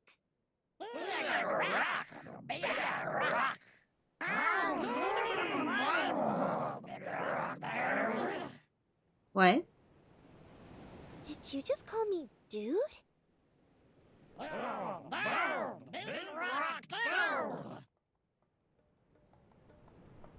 No way! They speak the lingo. Why are you trying to hurt us? One stone starts sliding towards me. The rest stay behind. Gab. Howdy, little fella. Can you tell me what the hippity haps are? We're just minding our own beeswax and you're trying to murder us and junk. What? Because your bud is acting up and bopping us. What's the big idea with this popping and bopping? It's not very hopping. That's a Val thing. She's a bit terrible. What I want to do is figure out why you guys are fighting so we can not die. Big Rock, you and the Reaper are buds? Well, yeah, I guess so. She's kind of mean, but so are most of my friends. The gang of rocks gossip to each other in a funky rock language I can't understand. Big Cheese wants to chat. You dig Big Rock? The big cheese! Big Cheese? Like the president of rocks? Touts. Yeah. See, I would not want my pet to talk like this to me, but to be fair, on the other hand, like, you know this thing about how cats see you as like kittens that are just like eternally unable to hunt for themselves, so they provide for you even though you're way bigger than you are? I'm assuming whenever I meow at my cats, they also think I'm cute. Like, they think, oh, okay, look at that, it's trying to communicate with me. And meanwhile, these rocks probably also are like, wow, why do these big guys think we're so stupid? Why do they do that? Clearly, they think of themselves as the superior. Radical. Radical, dude! Tubular! I look back to Zion and Val watching from the hole in the cabin. Val staring wide-eyed, completely speechless. Guess this is looking better than she expected. I want to bring my friend. Reaper or small one? Reaper. She's part of it. Reaper or small one? I refuse. There's a highway called Radical? Cool nickname, though. If things go wrong, just teleport away. I'm gonna come with you. Ugh, you're so dead. In a Sonic game. Oh, I'm sorry, I have not played Sonic. Nuh-uh. Then why am I not dead now, smarty pants? Yeah, plus I can fly. Rocks can't. I'll lift you up if they start being aggressive again. Aw, you always lift me up, Zion. That's because I love you, Yellowstone. Zion!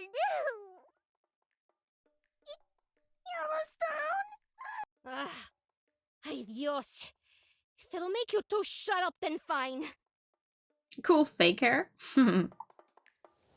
Val switches her way next to me with Zion. This better work. Dwayne pokes out from behind Val's leg. Hero. Heretic Prince! Heretic Prince! The rocks go on high alert as soon as Dwayne shows his adorable face. They close in on the four of us, circling in like a pack of wolves. Bring the Heretic Prince, you dig? Dig! Cerberus! Don't tell me you're A prince? You're so cool, Dwayne Cerberus now. Dwayne is a prince? What's going on? No! We're always swapping away to the others, and it's like, it does make sense. It makes sense to be swapping back and forth, but I'm also like, wait. And then I'm invested in the other side again, and then I'm invested in this side again. Our marching goes on. Gravel gets into my left shoe through one of the holes. I don't wear socks anymore, so it's been ripping and tearing at the skin between my toes. This would be a nice cliffhanger ending. Oh. How much do you think is left? Because I don't want to go to sleep and then have to suffer through work tomorrow to try and hopefully finish. A lot. No, why would you say that?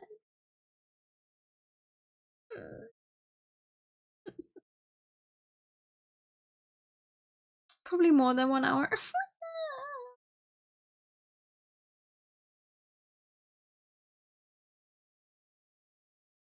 Let's do one more perspective change. Since we're here now already, let's do this one until the next perspective change. At a certain point, it started to develop into a blister. Every step I take, the gravel rubs against a small open wound. Still, none of that is as painful as hearing Yosemite's groaning. Can't take a single step without her unleashing a pained moan. You got something to say, Yosemite? Like an apology? No, not particularly. It's just that this is excruciating. I glance over my shoulder. She's 10 feet behind me at least. Her shoulders propel her forward as she walks, with her legs dragging behind her, as nimble and quick as sludge. And whose fault is that? Yours, clearly. You're the one I drove 500 miles for. You were not the one driving.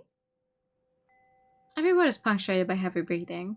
She's so dainty, like a wilting flower. It's kind of funny, actually. The personification of a national park is an out-of-shape nerd. She doesn't have to know that, though. As far as she should be concerned, she should think, I think, she's an irritating pile of misery that selfishly drags people into a vortex of garbage. But she's an irritating pile of misery that came looking for me. People like Jessie and now Yosemite are always trying to prove something about myself to me. Why do they do that? I know what I am, and they just seem to believe otherwise. It pisses me off. Well, Yosemite, maybe next time you'll think twice before tossing someone into a life or death scenario to prove a point. How was I supposed to know it would take us to the middle of nowhere? I don't think... Wait.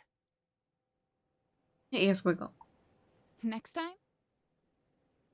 That means there will be more opportunities to teach valuable life lessons, whether you like it or not. And in order for that to happen, we would have to be in close proximity to each other. Hi, room. Good evening. Wait. I still haven't figured out how to fix that specific prop. No. Yes. Good evening. How are you? We're in the middle of nowhere. Which means that you've decided to come home. Hmm. Oh, Eve, I always knew I would be able to topple those walls you've built. So used to her calling me Eve. Before it was always Ranger or some kind of snide nickname. Definitely does the same thing, but I think I prefer Yosemite's nicknames more, even if they do still suck. You're delusional. Incorrect. I am merely an optimist. Liar. You used to tell me that you were a realist. Have I ever used a sparkle for anything? I think yes. I don't remember what game, but we were playing a game where a character had this like literally this. Yeah, alright, that sure obviously opens something in the game. This same exact sparkle in their eyes, and I was like, oh yeah, I can do the same thing. I do have to admit I don't use the toggles as often for anything, really, because it's like, okay, well, when would I be using all of these?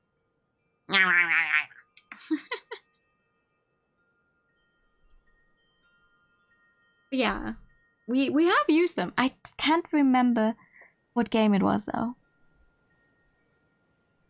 You think you're like 50% through? Oh, I said the same thing to Spooky yesterday. For the longest time for that game, you will feel like, oh, you're getting somewhere? No. No, you're not. Until like 80%, and then suddenly you will really get through it and think, oh, what? Could be. Could be, actually. I changed my mind. And you're complaining about questionable quality designs. True. I was doing just fine without you. Which one of us is the liar now? Hi, Raiders, welcome in. Good evening. Hello. I'm new. I like the color pink. Vision of the JRPGs. We're currently playing National Park Girls. We're on the last episode. But as I've been told, there's a lot more to this last episode than I thought. So we're probably not finishing it tonight, even though I was hoping to. How are you doing? Our stream. Annoying voices for child like carriers. True. I should do that more often. You know what? Next time we have an annoying child character, I will try to remember to do that. No, and I do not want to rush it. Or on the other... So, like, I'd rather... You know what? We will stop at some point here, and then we'll actually finish it tomorrow. Hopefully. You're programming a fishing minigame. Nice. Also Pikachu for the Raiders, of course. Pikachu. Pika. Pikachu. We are stranded in the middle of nowhere. So that's fun. Always. Very. We've been trudging through the desert for 2 hours now. My hand, already sunburned from the last month, is starting to form a new layer of bright red. Yosemite doesn't know it, but we were lucky enough to have landed somewhere on the Panamint Range.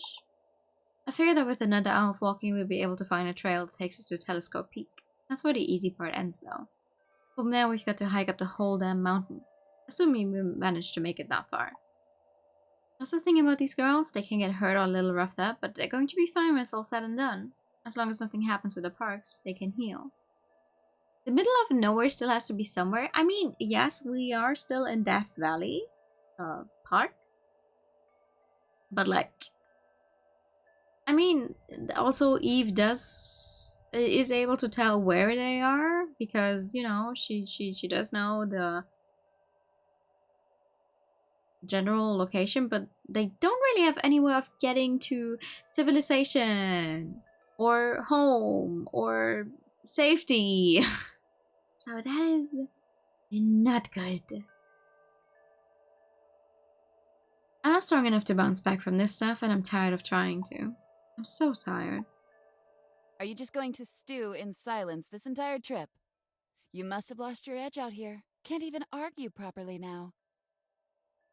She's so desperate. I ever tell you how obvious you are? Have you ever considered that perhaps I purposefully dumb myself down for your sake? I snort. I'm not sure if it's because I'm already out of breath from hiking, or if it's because Yosemite said something stupid that unusual. You have too much pride to dumb yourself down. So I think you're just naturally dumb. And you want to know how I know that, Yosemite? Because you pull out the same tactics as everyone else who has ever tried to get a rise out of me. The snow dragging footsteps behind me stop. There is a difference. I stop walking and wait. Unlike them, I actually care about you. I'll keep letting you know that until you're sick of it. Then I'll still keep doing it. Ooh. Why else would I be walking beside an idiot like you?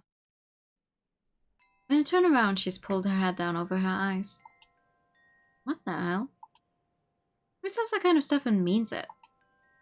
Someone like Yosemite? What? No, God, stop it, stop it. If I go down that road, I might actually start to believe she... By the time my dry throat forces me to gulp, the moment has passed. I can see the situation clearly again.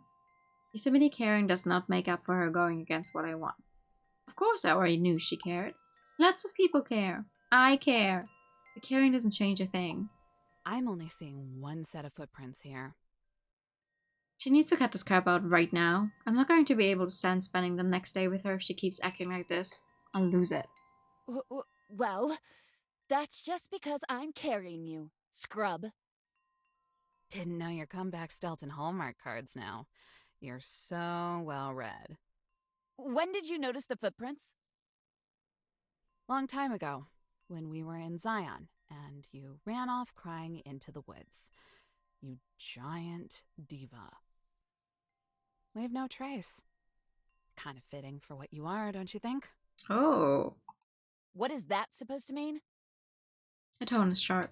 Some of us would rather leave a mark than have it fade. You know I didn't mean it like that. She's not just trying to start something this time. I touched a nerve. It's not that hard to do when it's her we're talking about. There's a light drumming in the center of my head. A wave of heat ripples through my body, then a second later I get the chills from sweating. Really wish I was trashed right about now. But now that you mention it, it wouldn't kill you to take a little comfort in how good you've got it. She breathes in deeply and fixes her eyes on me. I guess the conversation is going there. I would suggest you choose your next words very carefully. You know what? No. You were the one who wanted to talk, Yosemite. So let's talk. Close the distance between us. If I wanted to, I could get in her face real quick. Might still do it too. This doesn't surprise me anymore. But you've got a pretty warped view about people and how they work. Because you're so self-absorbed, you can't imagine anyone thinking any differently than you. But that's the thing. We couldn't be more different. You want to know why that is? She crosses her arms. What an answer. Nature is resilient. And guess what you are? Considering that Eve already said that the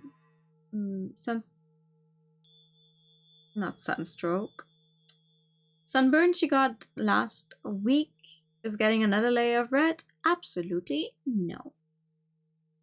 Oh, sure. People do a bang-up job of mucking it up. We might even end up fracking our way straight into hell.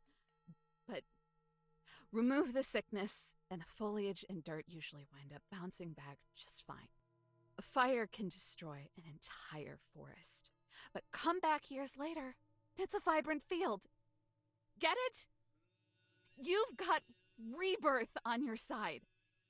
But most of us happen to be born mortal. So a lot of times, we don't bounce. We fall flat on our face, eat shit, and don't get back up. You can't be beaten down by the way the world is and be broken for good. Your fingers can't get chewed off before your life even begins. Just like that. So you're sad because it's unfair? Just can't take it anymore? Boo-hoo? There's a lot of things that aren't fair, Eve. Of course, you can't grasp the concept. Why would you? The last time I saw you, you were a wreck. Now you're as good as new. That's why you should embrace it. You get renewal eventually. Embrace it. The rest of us get one catharsis. Yosemite breathes violently. Her chest heaves in and out. She balls her hands into fists. Here it comes. After all this time, she might finally take a swat at me. I've already been renewed. Then she walks away, towards the mountain. Hey! Hold on, don't just...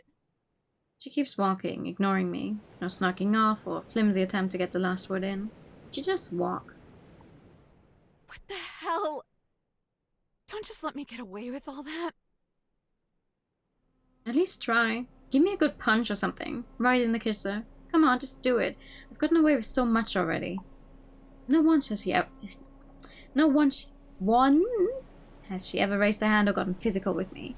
All this time, even in the parking lot when I was headbutting her, she must take pride in being a pacifist, huh? I hate it so much. She thinks she's enlightened now? Does she think she's made it? That has to be it. The altruism is a farce.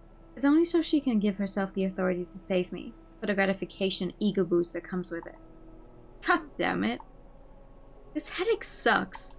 Yosemite sucks. It's all some game. It's all to prove a point or a lack of point. It's so fruitless. I know how she thinks. I know who she is. I thought I might have known her better than she knew herself. So why is she able to get past it? I thought we were miserable together, you know?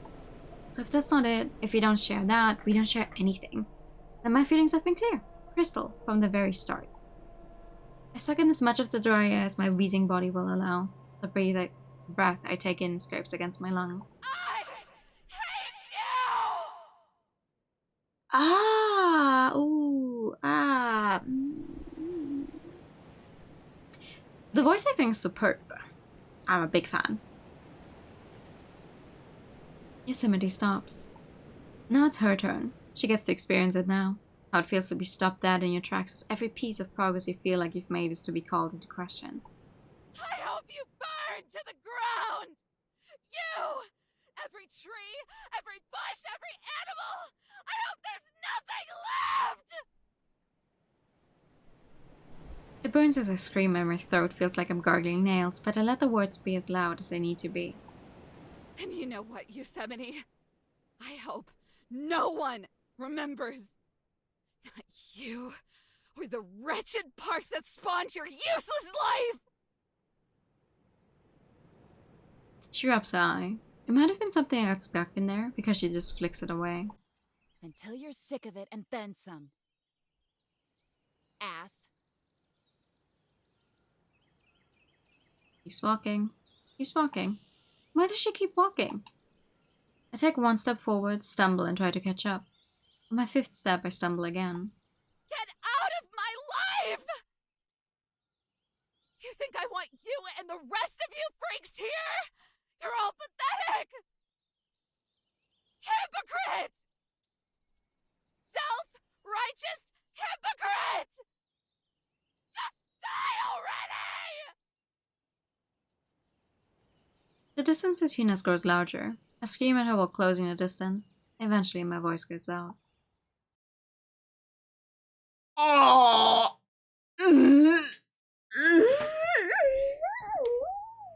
Oh boy, I'm nervous. Y'all ever met a king before?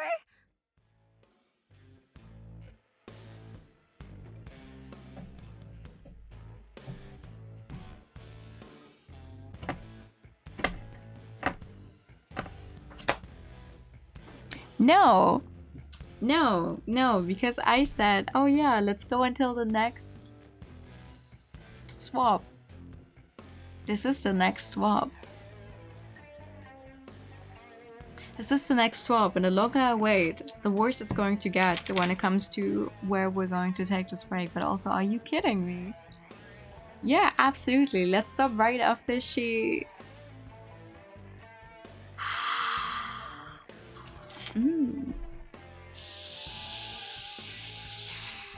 I am. Oh, I am eating them. Clearly I am. Yummy words, yes. Yummy words? Gummy worms? No, that was just me. I don't even have a soda with me. That was just me.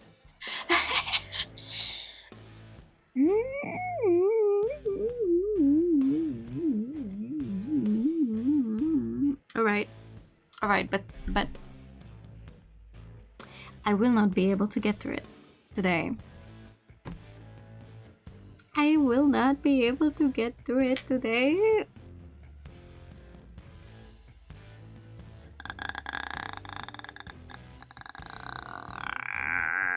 So unfortunately, we will have to stop here.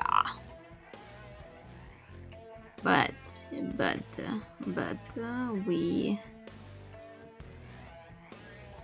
we should be able. Yeah, we'll finish it tomorrow then. We can do that. I will hope that tomorrow at work goes by semi-okay and I can get home at the usual time and then we can finish this game. In recent times, rare Friday stream. That should be possible tomorrow.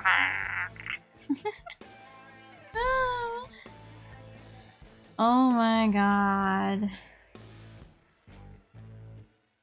Also, wow. Yeah, it has been a while. This music is great though, by the way.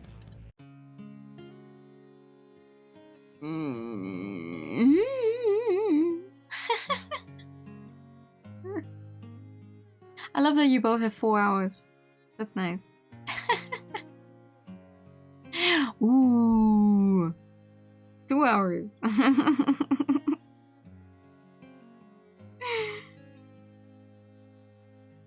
It has been a while, hasn't it? That's crazy.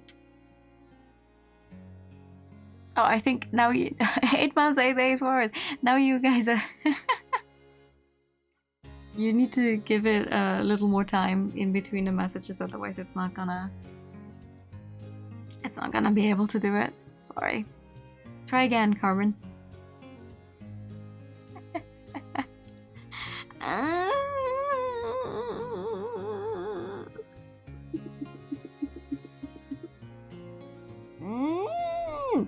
Sorry. The voice acting is superb. Them screaming at each other. Wow. I don't think I have that set up. Watch time. I didn't even know that was a thing. Ooh, 6 days and 22 hours. Wow. Wait, hold up. I didn't even know that was a thing. Oh.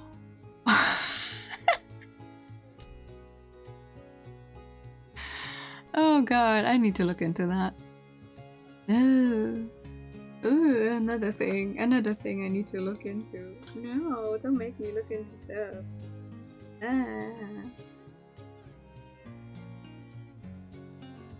Oh yeah. Yeah, no. You aren't watching. You are only listening.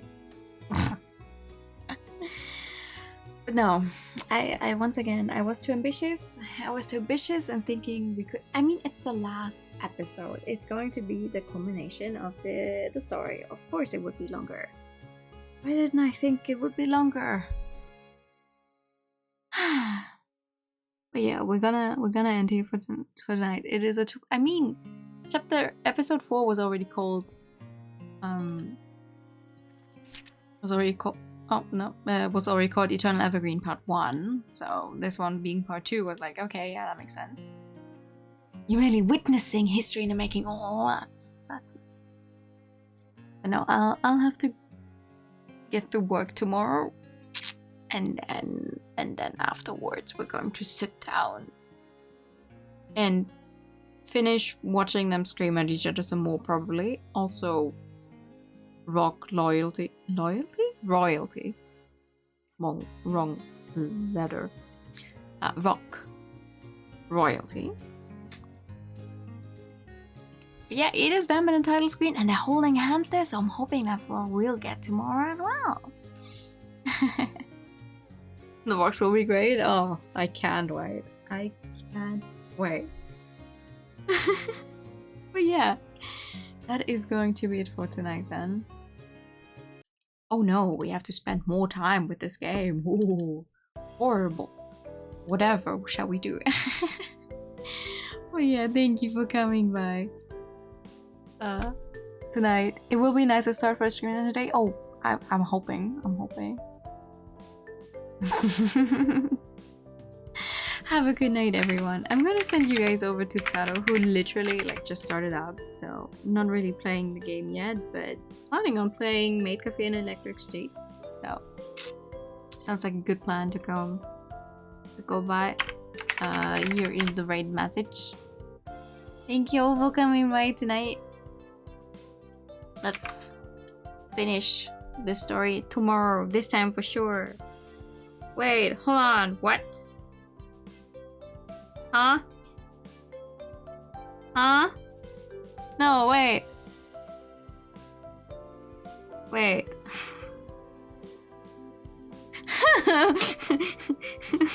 Wait.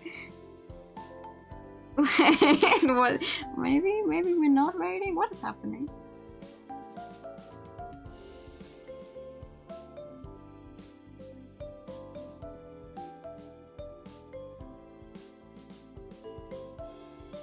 Okay, never mind. We are raiding. Have a good night, everyone. Bye bye.